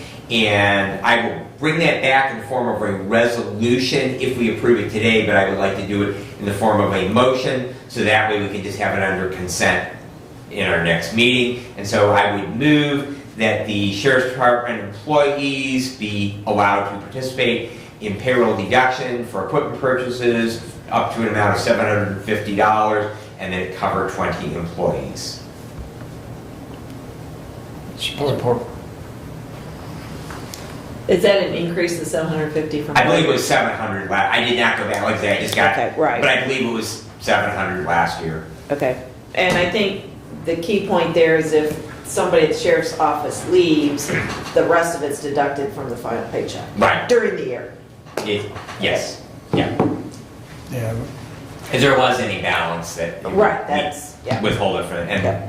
they should, unless they were a very Unless part-time something employee. really crazy, Yeah. there should be enough Right, in that check dollars to get the balance. Right, So yeah. that's kind of the point. yeah, Yeah. and this is nothing new. I mean, we've done this for a Yep. number of years. Yep. So, is there any other further discussion? All in favor, signify by saying aye. Aye. Aye. Opposed, same sign. Passes 5-0. I would be happy to answer any questions on my report. I just have a comment. Back to the ME report that Brad gave, that him and I attended. In the presentation that was presented, and I know this question's come up before when we've looked at some of the reports that we've gotten as far as when they send out for an x-ray or they send out for a lab report. I don't remember the percentage, but there was a huge percentage as far as lab work that's sent out. Very few, I think he only mentioned maybe one or two in the state that actually have their own labs. It's just too expensive to maintain a lab, so most forensic work is sent out to a lab. Dr. Casson talked about anthropology. We have a working relationship, or he has had for a number of years, with Michigan State University as far as anthropology. So that work is sent out. But they did talk briefly about, through this collaboration, there are at least one or two other counties that have already had discussion with either Jackson or Lenawee. And so as we're able to grow a little bit, maybe we do have the ability to do x-rays. Maybe we have the ability to buy that machine. So I guess I just wanted to point out there are some advantages, economies of scale, if you will, to this collaboration, which we have already seen just in the two-county, or like he also said, in reality, we've been doing a three-county collaboration without it being really in final form. The other part that the state has been talking for probably, 10 years about regionalization of MEs. And so we just want to get ahead of that curve so that we're already regionalized and then it's not mandated to us. So. And just as a follow-up, one of the concerns that I raised in any agreement that we would come to is because Lenawee and Jackson County, Lenawee is basically double our population, and Jackson County is basically double their population, that the big guys could gang up on the little guys. Because one of my concerns is that they want nicer stuff, bigger stuff, and then they say, well, you got to pay for it too. So I wanted to make sure that we had equal representation and an equal say in that. The other component of that is is because of this regionalization thing, there exists a possibility that other counties might want to join it. And again, bigger counties could gang up on the little counties.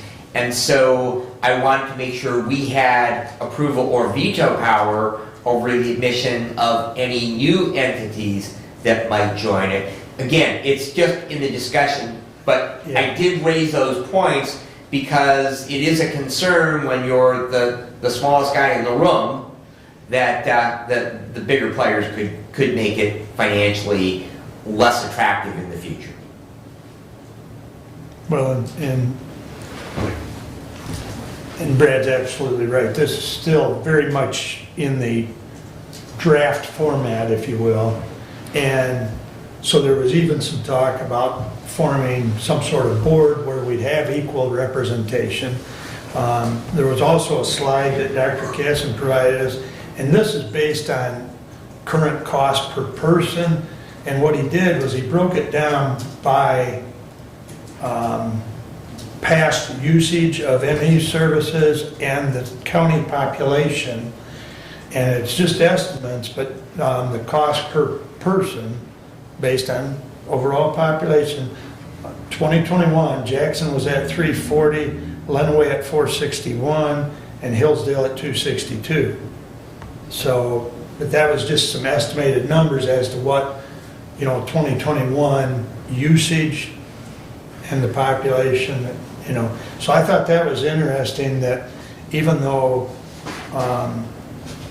Jackson County is the bigger of the three counties, Lenawee's cost per person was higher, but their utilization was higher of the services. So are you talking $4.22 or $422? no.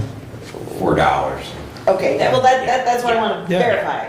Yeah, But I'm you sorry. didn't say, and I just Yeah. want to make sure we're all on the same page. So Yeah. you're talking like Hillsdale $2 County was $2.62 per person. per person, which is population. Right. Correct. Okay, Correct. per capita. Well, that's what, because if it was hundreds, I thought No, maybe it was per I'm sorry. autopsy or I'm something. So sorry. that's why I wanted clarification. Okay. Thank you. But And then, there's some components to go into that. Older populations, obviously, you're gonna have more people that die. There's some discussion about lower education levels, lower income levels. You have a higher incidence of certain types of deaths. So there's a lot of nuances that change that. And when you have a smaller population, those factors can radically then change those rates. And we're currently under a collaboration agreement with Lenawee County. Correct. But we take everything to Jackson County, to the morgue, so we're paying Right. something to Jackson County to use that. Right. Lenawee County. well, we're Well, paying Well, Lenawee. Lenawee, but Part we of our are through agreement, the agreement. So- Yeah, and Right. so there is a agreement similar to what we have with Lenawee, between Lenawee and Jackson. Right. So we're kind of connected, but part of the discussion is how do we create this agreement? Just so one it- agreement. Yeah. Right. So And- that's kind of been the foundation blocks to this Right. conversation. Right. Right. And you're not really trying to make radical changes, but to make it equitable, is what I'm hearing. Right. Okay. Well, and Mike, the Jackson County Administrator, I mean, he basically has the attitude that there's nothing that we can't do with this, that it's all doable. And which was, to me anyways, was quite welcoming because, they're the ones that are actually sitting there with the facility.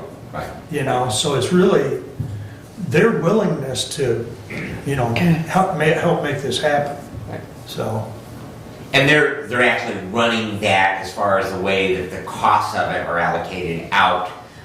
They're running it like a business model, so that if they've got room in the building, so if they were to add square feet, it would be this many dollars, and then cost share it out based on that. right. Is the morgue at the, Foot Hospital or Allegiance, or is it somewhere else? No, see, they faced a similar situation that we did with Adrian or Bixby Hospital in Promedica, is that when Henry Ford came to town, Okay. they got kicked out. Okay. And consequently, they built a new morgue out there near the sheriff's facility. Which is It'd where? be east of town. It's like off of Cooper Street. Oh. Yeah, Elm. You're about, I forget the Up by the name. prison? Yeah, it's up by, you're going by the Okay. prison, so. As you go north of 94, I think it's the first or second road to the right. Okay, that's where it's at. All right. Yeah. Thank There you. is a sign out there. Yes, there is. It's a section of town I never drive through in my travels, which is why I have. You don't go to the prison, huh? You know, I go No north of reason town, to. I go east of town, I don't go northeast of town, so, okay, just Understand. for my knowledge where it is. Yes. I Stephanie, you have a question? I have a comment, and I don't know how you want me to handle it. Alan Vanderlaan sent me another email through one of his paralegals, and I didn't know there was a second revision. So we have the wrong resolution. The only change, I just read it, the only change is on the last paragraph, it says, "Be it further resolved that the chairperson of the board of commissioners and the treasurer or council," they take out the word "and county clerk." Took out the clear. So I don't know if you need to reread it, I can go print it off, what would you prefer? Do we have to rescind? it? Motion to reconsider. Exactly. All in favor, signify by saying aye. Aye. Please print off us a clean copy But and, I'll just print the last page, because that's all I saw was different. okay, that's fine.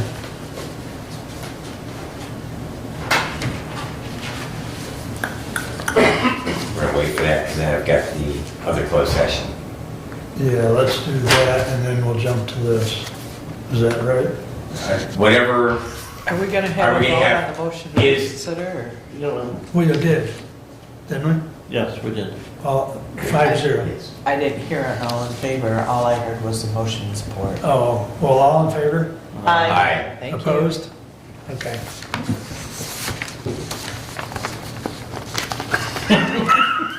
I'm sorry. I was gonna offer you my hearing aid. Sorry, I Jimmy. would poke you in the eye with an ink pen. Oh, They don't need a patch. Okay, let's see.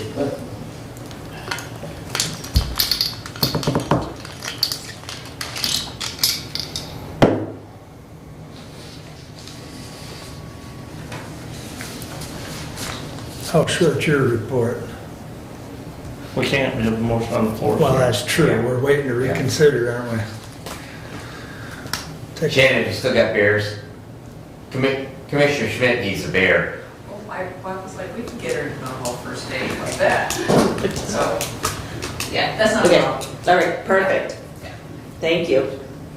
Do you have that list of, I know I sent it out, but do you have that list handy of the ones that are scheduled out here? I do not. It's right on our website. Oh, as far Is as, it on the yeah, website, I mean, Shannon? it's on the sections, Yeah, yeah. okay. I'm sure I know I've got Yeah, it, it's I in just the have to email, I be have to looking dig there for for it. them to find it, so, but. Easiest thing, Yeah. Yeah, they're updating. from what Shannon said, is look at the website.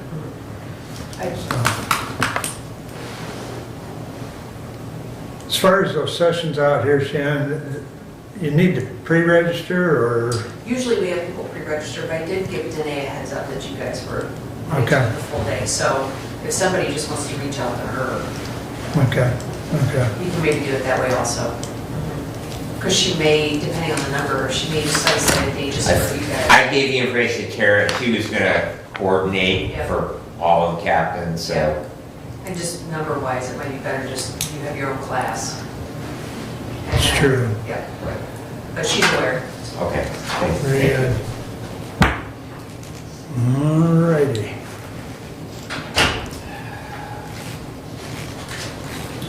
I did print the whole thing that way you have, I don't believe there's Yeah. anything else besides that. Thank you.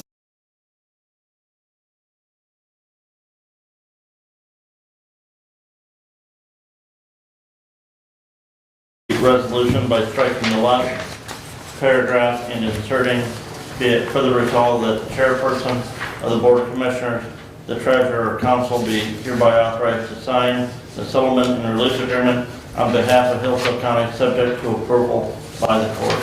Support. Any discussion? Hearing none, all those in favor signify by saying aye. Aye. Opposed, same sign. Passes 5-0. 0. Okay, Now, Thank you. Chair, we need to vote on the resolution as amended. you are correct. Thank you for We should that. probably do that by a roll call since it is a settlement.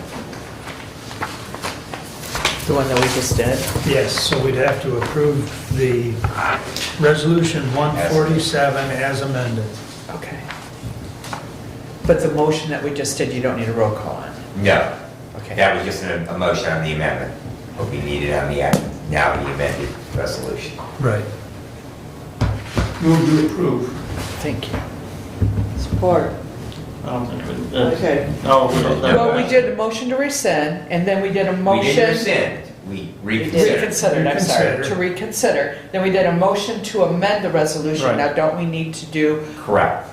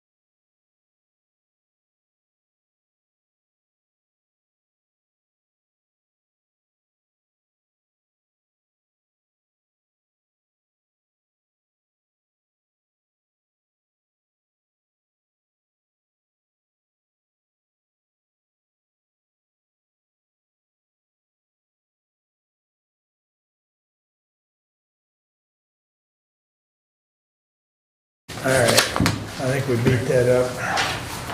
All right, There's my copy. so you and I will have to make time, Yep. maybe when we meet next week. And you and I still, I'll send you a date or two. Okay. As soon as we get done, but.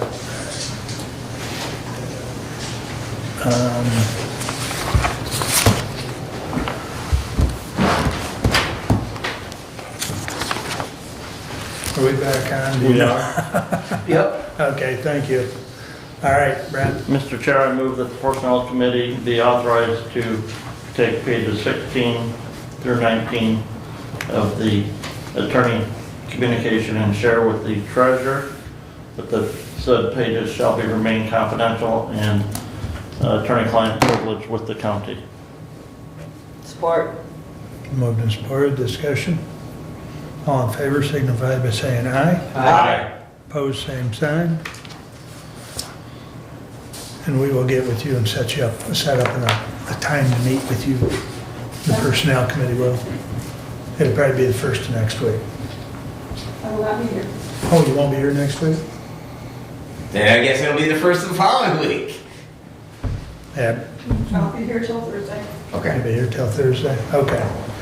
Anyways, moving right along. Did you need a depart? I'm gonna stay because they were at lunch, they're scheduled to go to lunch at 20 minutes of 12, so Okay. I will just go ahead and stay to the balance. All right, that's fine. Thank you. All right, we've been jumping around, but we're back to Doug, please. If I could use the restroom before I start. Well, if you don't mind, I'll let Brent go then, so we can keep the ball moving. Yes. Okay, thank you. Brent, you're up then. All right. And Doug, don't take long, because I'm not gonna take forever here. Mentioned last month at our last meeting that had received some communication from the Senior Services Center that they are looking at going to 4-day work week. We had Senior Center meeting that afternoon, and that is being discussed out there by their personnel folks.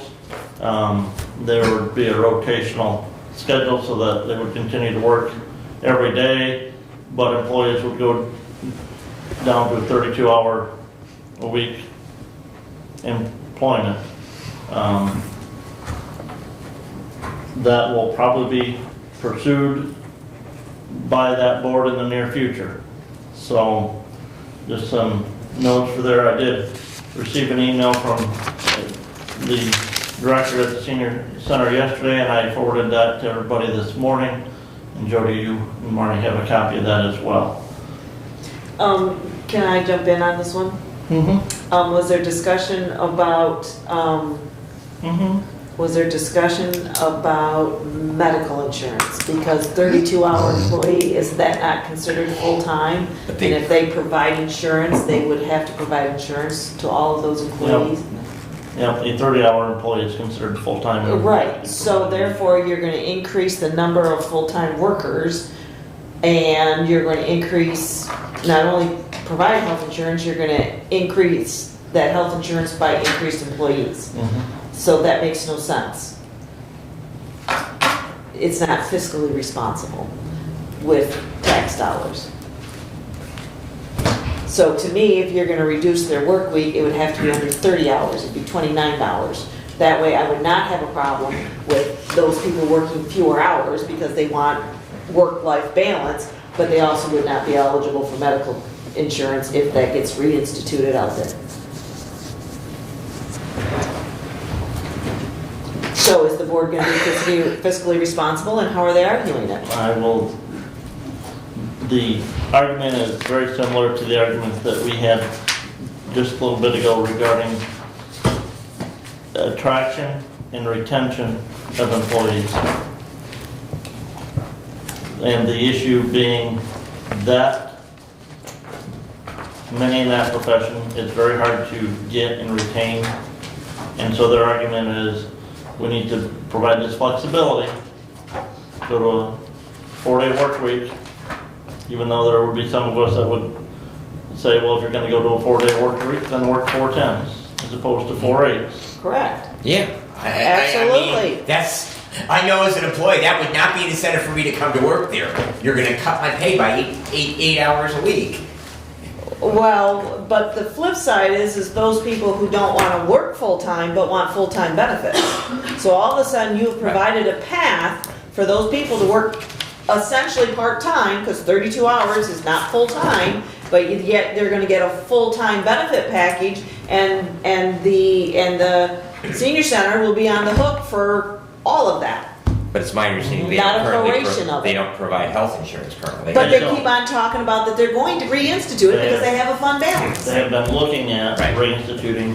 And so I would be concerned that you institute the 32-hour work week, and that's okay, then you would reinstitute these benefits, and they'll qualify for as full-time employees out under that. And to me, that's an end around to increase benefits out there and increase the cost to the county taxpayers, because that is funded in large majority by tax dollars.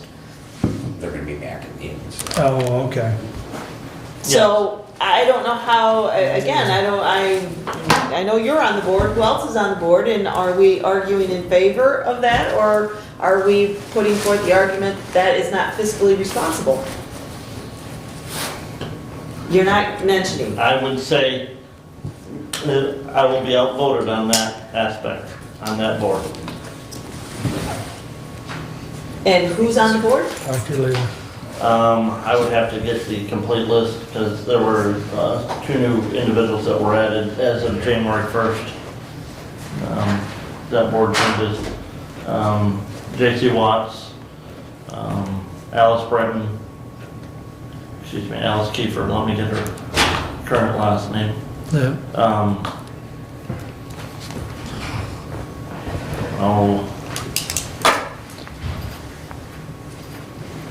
McLean's.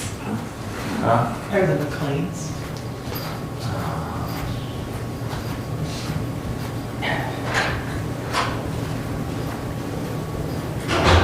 Tim Sullivan is on there.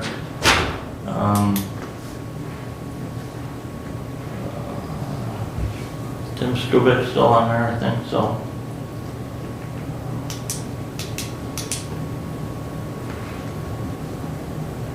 Alice Ann Fink, Sandy Durfee, Kim Bly, yes, and the other ones were appointed to take as of January 1st, so I've got to get those for you. They're not on their website right now. Well, they're not being fiscally responsible to reduce their hours to 32 weeks and then institute health insurance in their full-time employees. If you're a full-time employee, you work 40 hours. If you want to be a part-time employee, make it 29.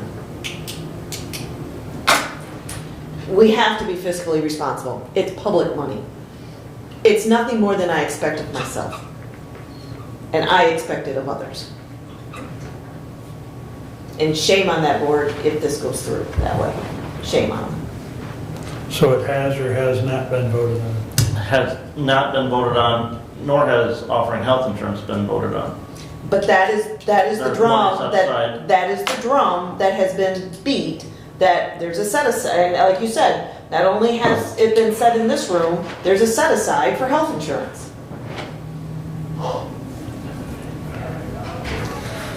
I think your concerns are duly noted. So it'll be Brent's job to sway, or your job to reach out to some of those board members. But I don't disagree with you, Kathy. I mean, it's, yeah. I have no problem with it if you're not gonna reinstitute health insurance and those benefits. If you wanna work 32 hours, I'm all for that. But I do not believe that employees can demand working less hours, but yet demand full benefits. Right. It's not right. And so when it comes to a holiday day, instead of getting 8 hours, they should get prorated based on that they don't work a 40-hour week. So then all of a sudden, is that a 6.5-hour payment on their holiday time? Yeah, that leads another question as to what is their holiday pay schedule?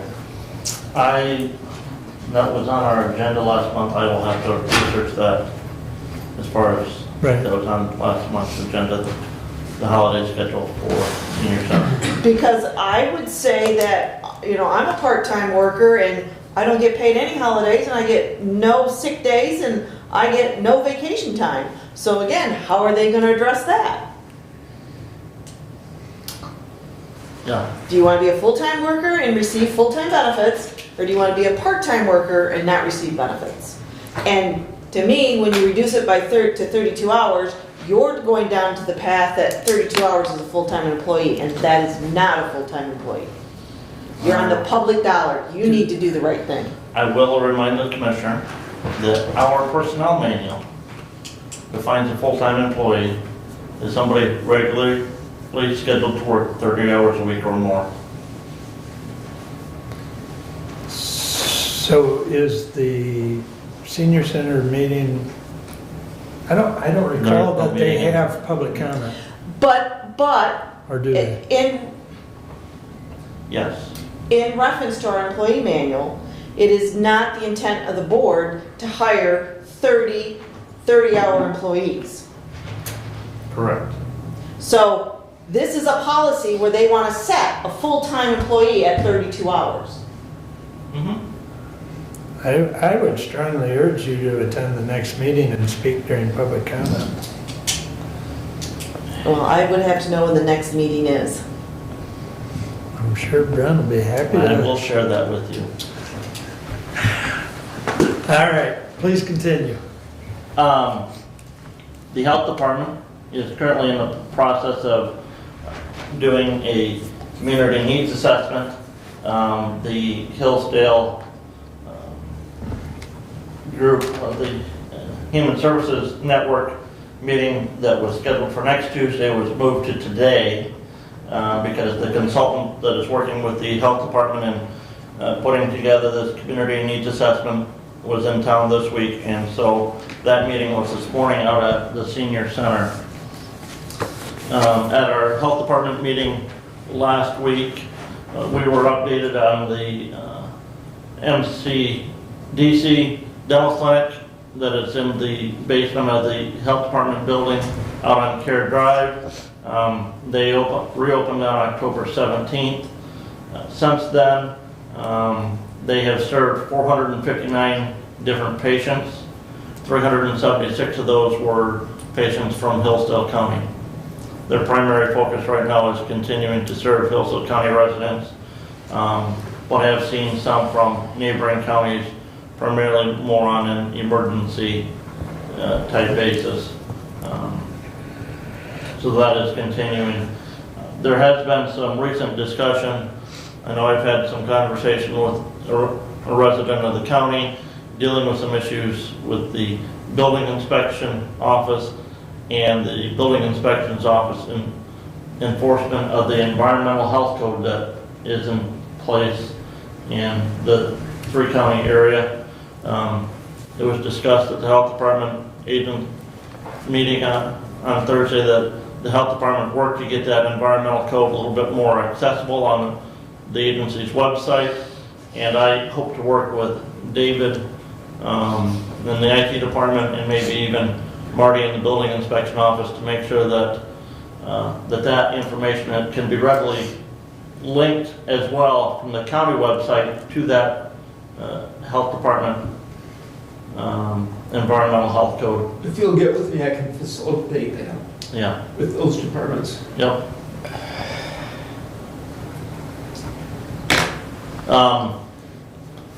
In a year and a half ago, Kim Jackson left the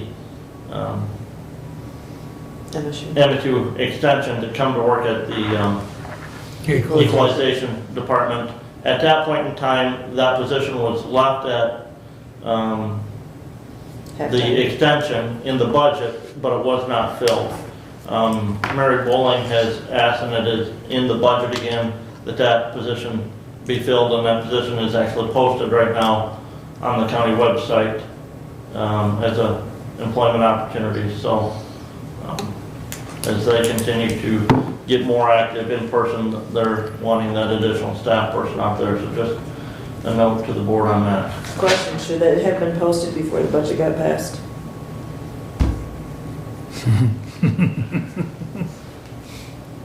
You're Just a like, stickler for doing it the right way. She shouldn't have posted it. It was in this year's budget. You're right, I'm sorry. I withdraw my complaint. okay, Yep, absolutely. what else you got for us? That is it.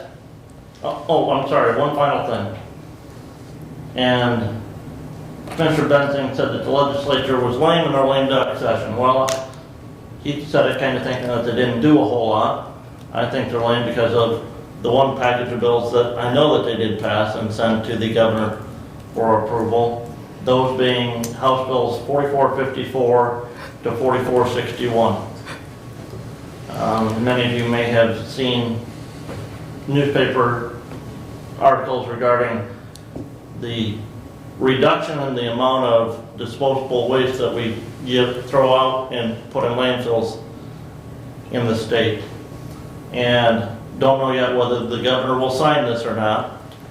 But if the governor does sign it, we as a county will have to work to enact a material management plan in addition to updating our solid waste management plan that was last updated in 1998. Jefferson Township would say that our solid use waste management plan needs updated anyways because they're running into trouble with where they can dispose of some of the materials that come in there because they can only go to stated final disposal sites, and some of those that are in our solid waste management plan from 1998 are no longer in business. This would also affect the transfer station here in the city of Hillsdale. Yep. So something to be on the lookout for. Anything else? Nope. I guess I'll just make a couple of comments to kind of tag team on your Board of Health report as long as you started there. The monkeypox, they've changed it to what? Mpox. Mpox, because monkeypox was creating some negative connotation. So you've got Mpox out there, you've got RSV, you've still got COVID, and God knows what else is out there. Well, influenza, you know. Yeah. The common cold virus continues to go around. The common cold, you know, if you're sick, stay home. Exactly. Drink fluids, Tylenol or ibuprofen. But the other thing that Dr. Luparella mentioned, and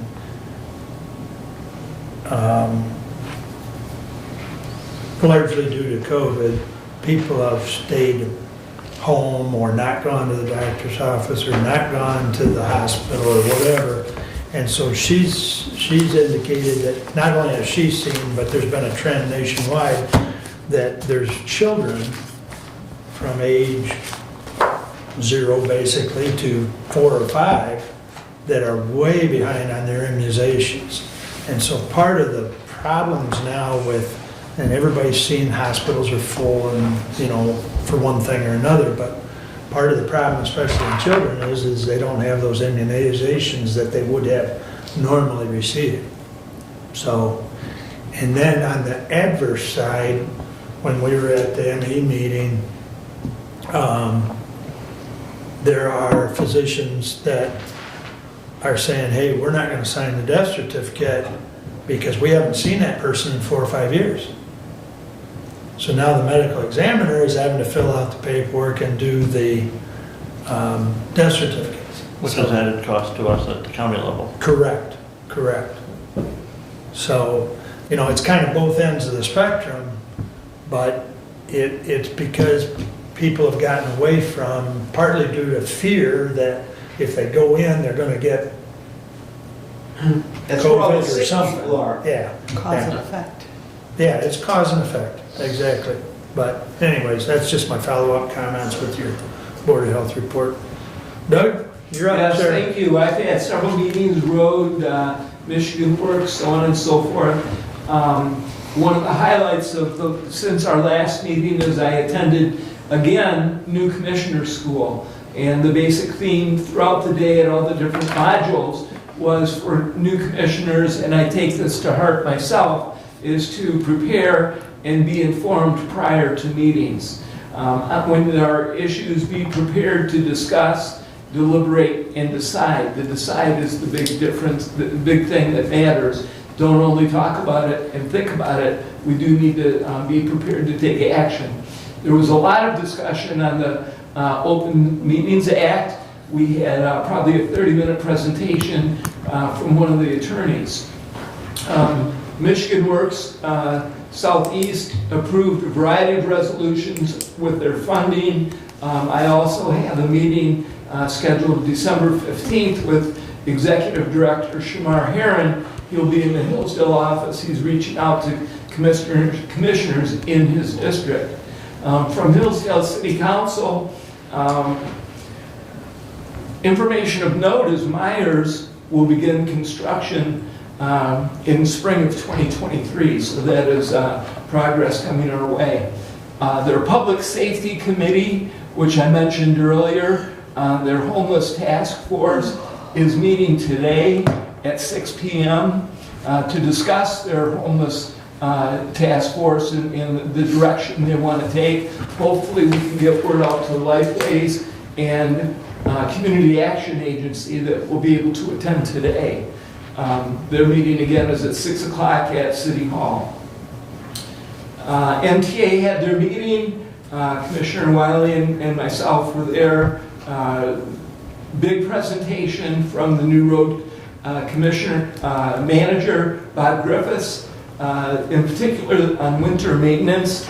They will have 4 a.m. starts on snowstorms. They're going to bring all the guys in rather than stagger, and so they're trying to improve their response on the winter events.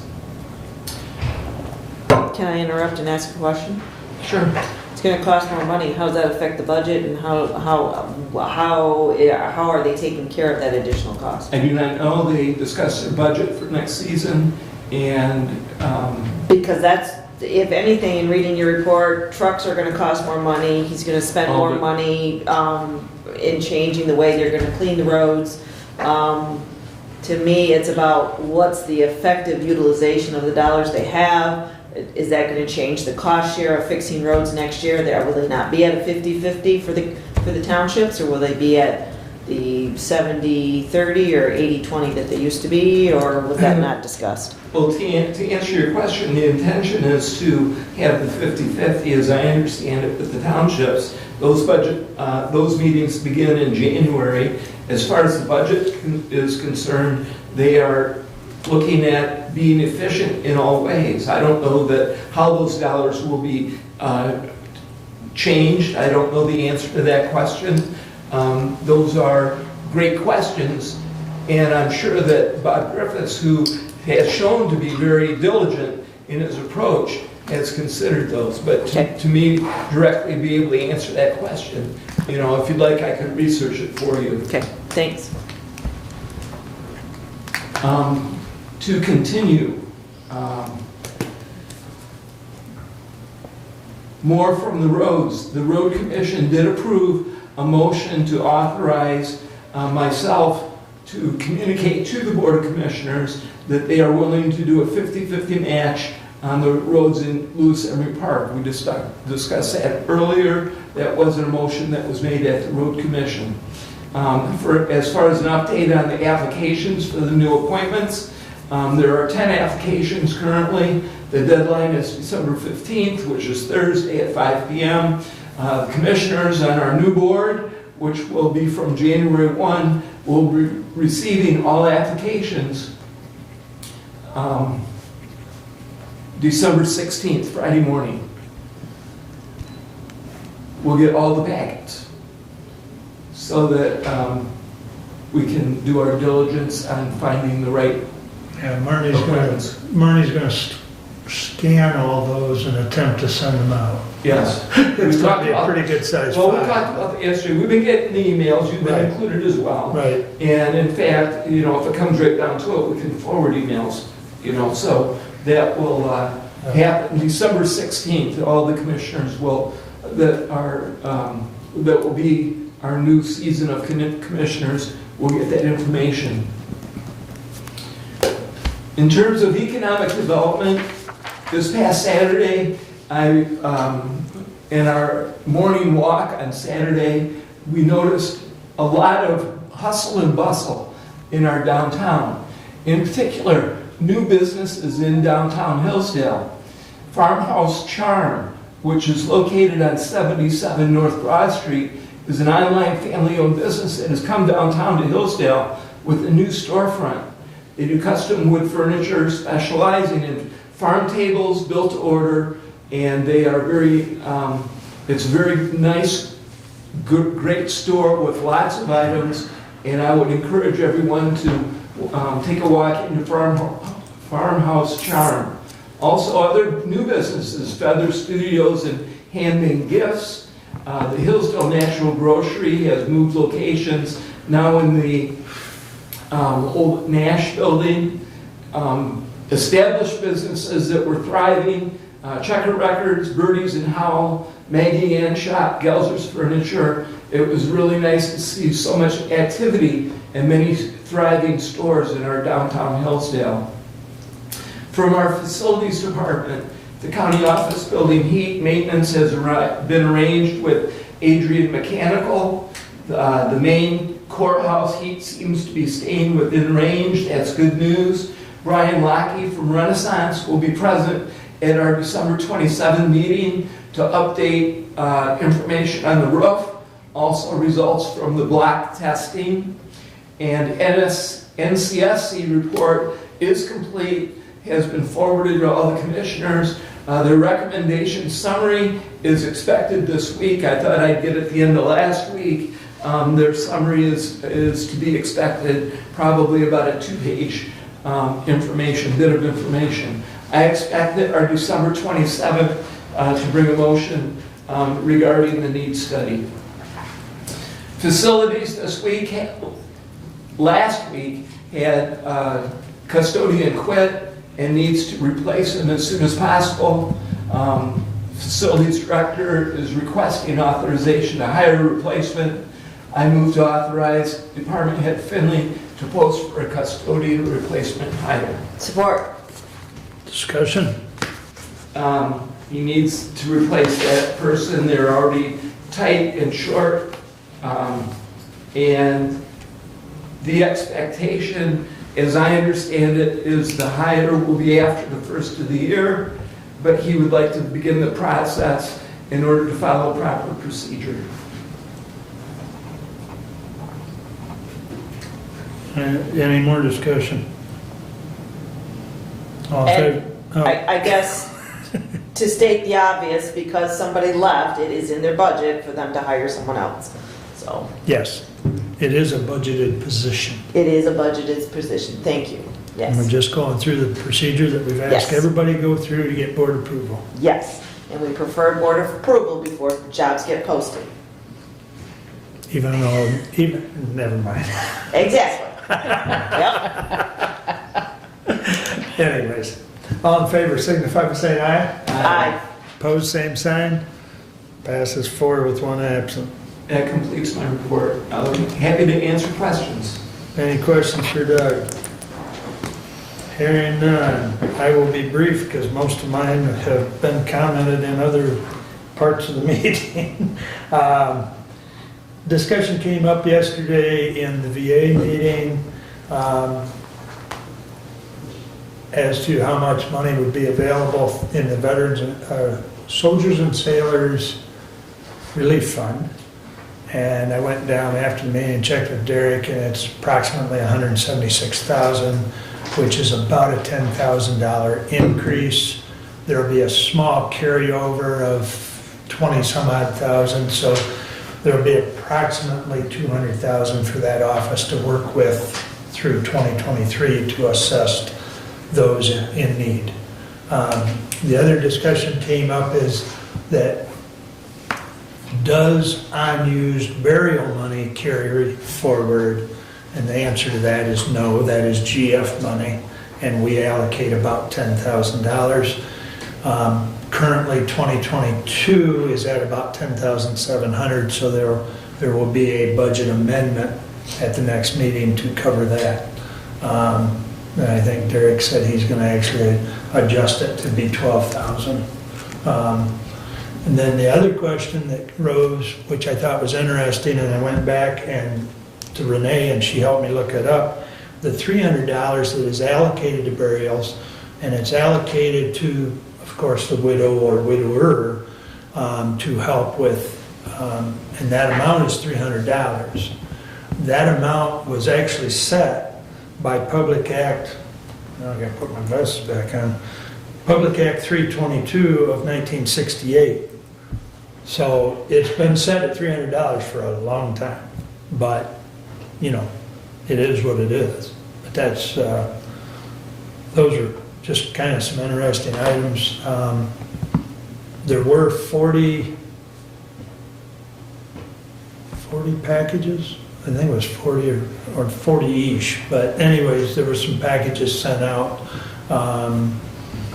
16 of those went overseas, the rest of them went, you know, different places to servicemen and women that are deployed from the county, so, or stationed outside the county. So it was nice to be able to put those together and get them out. But anyways, that's all I have unless someone has a question. Brings us back to public comment. Laura, please, you've been so patient. Good afternoon, everyone. I just wanted to address the board briefly on the issue of lateral transfers. We are not bringing any type of formal proposal at this time. I just would respectfully ask the board to reflect policy-wise on this issue. There are times that come up when somebody wants to move from one department and they may be at a certain level into another department where we've got a position that's at a lower level than they're currently paid at. And I would suggest that in those circumstances, if it's appropriate, taking all the circumstances into consideration, that person be able to maintain their current level of pay. There are a number of reasons for that. One would be the fact that we are in a competitive hiring environment right now. Also, we do, as a matter of policy, post new postings internally, which is presumably something that would, a policy that encourages cross-departmental hiring so that people from other departments are favored in the hiring process. And if they're not allowed to retain their current level of pay, that does involve a pay cut for that person, which is difficult. And finally, I just would like to emphasize that allowing that person to maintain their level does not mean a permanent level increase for the spot that person would be filling. It would really have to do with a narrow set of circumstances involving the particular qualifications of the person who would be brought in. In any case, I thank you all for your thoughtful consideration of this matter. Thank you, Laura. Anyone else? Stephanie? So I sent you all an email during the meeting. I received it late last night from Broadspire. Joanne Crawford or Cameron, is our liaison, and she has indicated that there's going to be an increase in the retention fund from $600,000 to $750,000.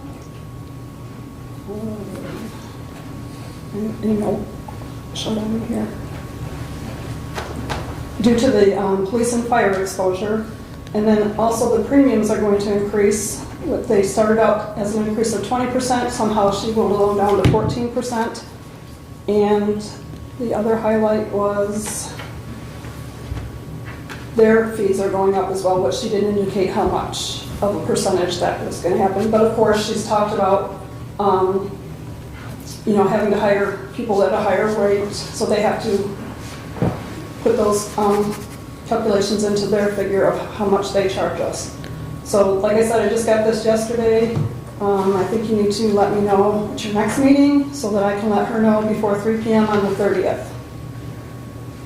So that they can, I did Did I not send get your email. Neither did I. well, it's the first time I've really done this from my phone to do it. I will make a comment, Stephanie, you sent, the email I got, you sent to my personal email and not my county email. I just, when it comes up, it just shows your name, so I picked your name. That's all I see under. So I don't know. if I can maybe- do it from my Yes, if you, email over there, and I but, would ask that you guys, you do resend that to my county email. okay. Yeah. Yeah, it looks like you sent it to everybody's personal. Oh, I did, it's personal. It Yeah. just comes up with your name, I'm sorry, I didn't. I don't normally send Nope. emails on my phone, but I thought you should know. Yep. And have plenty of time for next Got it. meeting. Got it. Also, like I said, I just got that yesterday, so I would have gotten it to you any sooner. Oh, the problem was I didn't get it to you yesterday. It has Shiawassee County listed in there, so I had her correct it. She didn't send me the corrected one till this Okay. morning. So you should have gotten a second email with the corrected Hillsdale County info on it. Budget committee will look into that. Thank you. Sure. Thank you. Any other public comment? You good, Bob, or No, I'm gonna be up. you're gonna get out? Yep. If you got it. You got it. We'll wait for you. Thank you. Still getting old. The alternative isn't any better. No. Well, so if you want, maybe after the meeting today, I'll go, play a game of tennis or something. Come on, old man, let's get it. All right, go ahead. First off, earlier in the year, there was a discussion about anyone needing and appropriating monies coming out of the county, and how you said it was that they must come here to address this board. I was asking, I heard Brad Benzing earlier make that statement against, or for the idea of getting the goods that he was in need of. I think it's around $750 that was asked for per, equipment or in that idea. But I believe that this board voted that anyone needing that would come here and ask for it, not to have a commissioner address it, in that sense. That's my understanding. I believe it was in January, but I'm doing only memory. Apologize. The other is to try to look at what has been said here, yes, about the senior center. I don't see it being asked of the people to expand. I don't see it being asked of how much in expansion. I don't see any of that. And I didn't see the actual value. A lot of people, Pittsford, Somerset, coming back into Homer, which has nothing to do with our county, but in the intent is how much is it that really they're getting an overreach, the place has been paid, so on. Anyways, it's really coming in question. Are we going to change how we're going to receive and get millages to come out? Why is it that we can't do that when people are around? I mean, look at the percentage that voted on this, and Sherman Hills wasn't even a third of the public, from the county. It's unbelievable for trying to ask for more monies when people are out of town. It's a common practice in this county. Seems as though they don't want to advertise it or try to get it to the people. It's not the people's that they have to go out and find out about the stuff.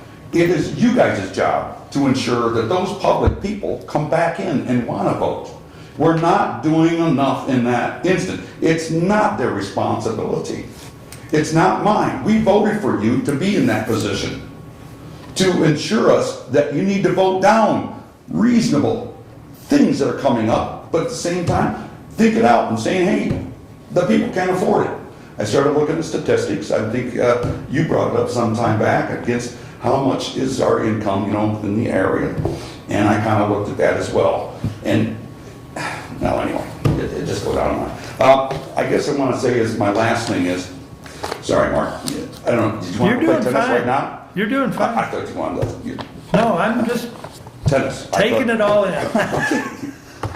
All right, we're trying to keep it light.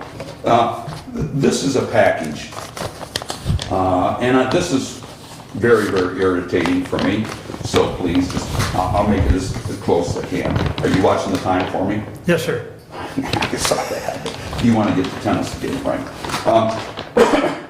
This here is titles to my antique cars. Quite a bit of the other paperwork in here is 3 or 4 pages of stuff while I was in the hospital that has been sold, which under this Yahoo, if you will, Neil Brady made it so that this is not a punishable issue, that it's upon me to go get an attorney. I don't know what his usage is in this county, other than to keep producing his ideas, to saying he can do anything he wants in this county. He's the most pathetic little man I've ever come across. This was dirty. Dirty as hell. I was in the hospital. There's no way in hell. And this is not right. Other than that, anyway, he sucks. And I don't want to get too vulgar. I apologize. So, if you're wanting to entertain, getting down to the gym, let's go, Mark. Little tennis match. So, I'm going to get out of here. Attempt to have a Merry Christmas, Bob. Yeah, I hope you all will as well. Thank you. Of course, I'll come back and give you all hell again. We'll count on it. And Miss, Kathy? yeah, Kathy, thank you. It's hard to think sometimes. It's all right. But I'm glad they brought up the subjects that, matters most to the public. Not that you didn't, I mean, I think you could pounce on that, and I think you could put this man here to shame if you had to, but I believe strongly you've done a good job. So, thank you. You guys have a good day. Thank you, Bob. Additional business, Brent. Kathy. Merry Christmas. Doug. Sherry and I went to last night Hillsdale High School Christmas collage concert at Davis Middle School. It was a packed house. It was a terrific concert featuring their jazz band, choir, chorale, concert band. Well done. I wanted to mention that as it was a great community event, and the students did terrific. No new info from EPA on their discharge permit for Aqua Bounty. Did I read somewhere that Aqua Bounty may not be going through? There's some company troubles? Did I read There's some that company somewhere? troubles, and I don't know the accuracy of the information Okay. on that. However, My report. I've been here. That's what it was. Yep. Okay. And I guess it's just a situation where we stay tuned. I do know that there has been communication between Eagle and Ohio EPA. There has also been communication between the Michigan Water Use Advisory Council and Ohio EPA. And as you notice in your correspondence, there was the resolution that we put in play in 19, and then there was a resolution that Cambria Township chose to pass, and I'm not sure what, I believe they sent it to Ohio EPA. Well, at the MTA, there was a kind of a canned resolution they were handing out for townships, and they were asking for more resolutions.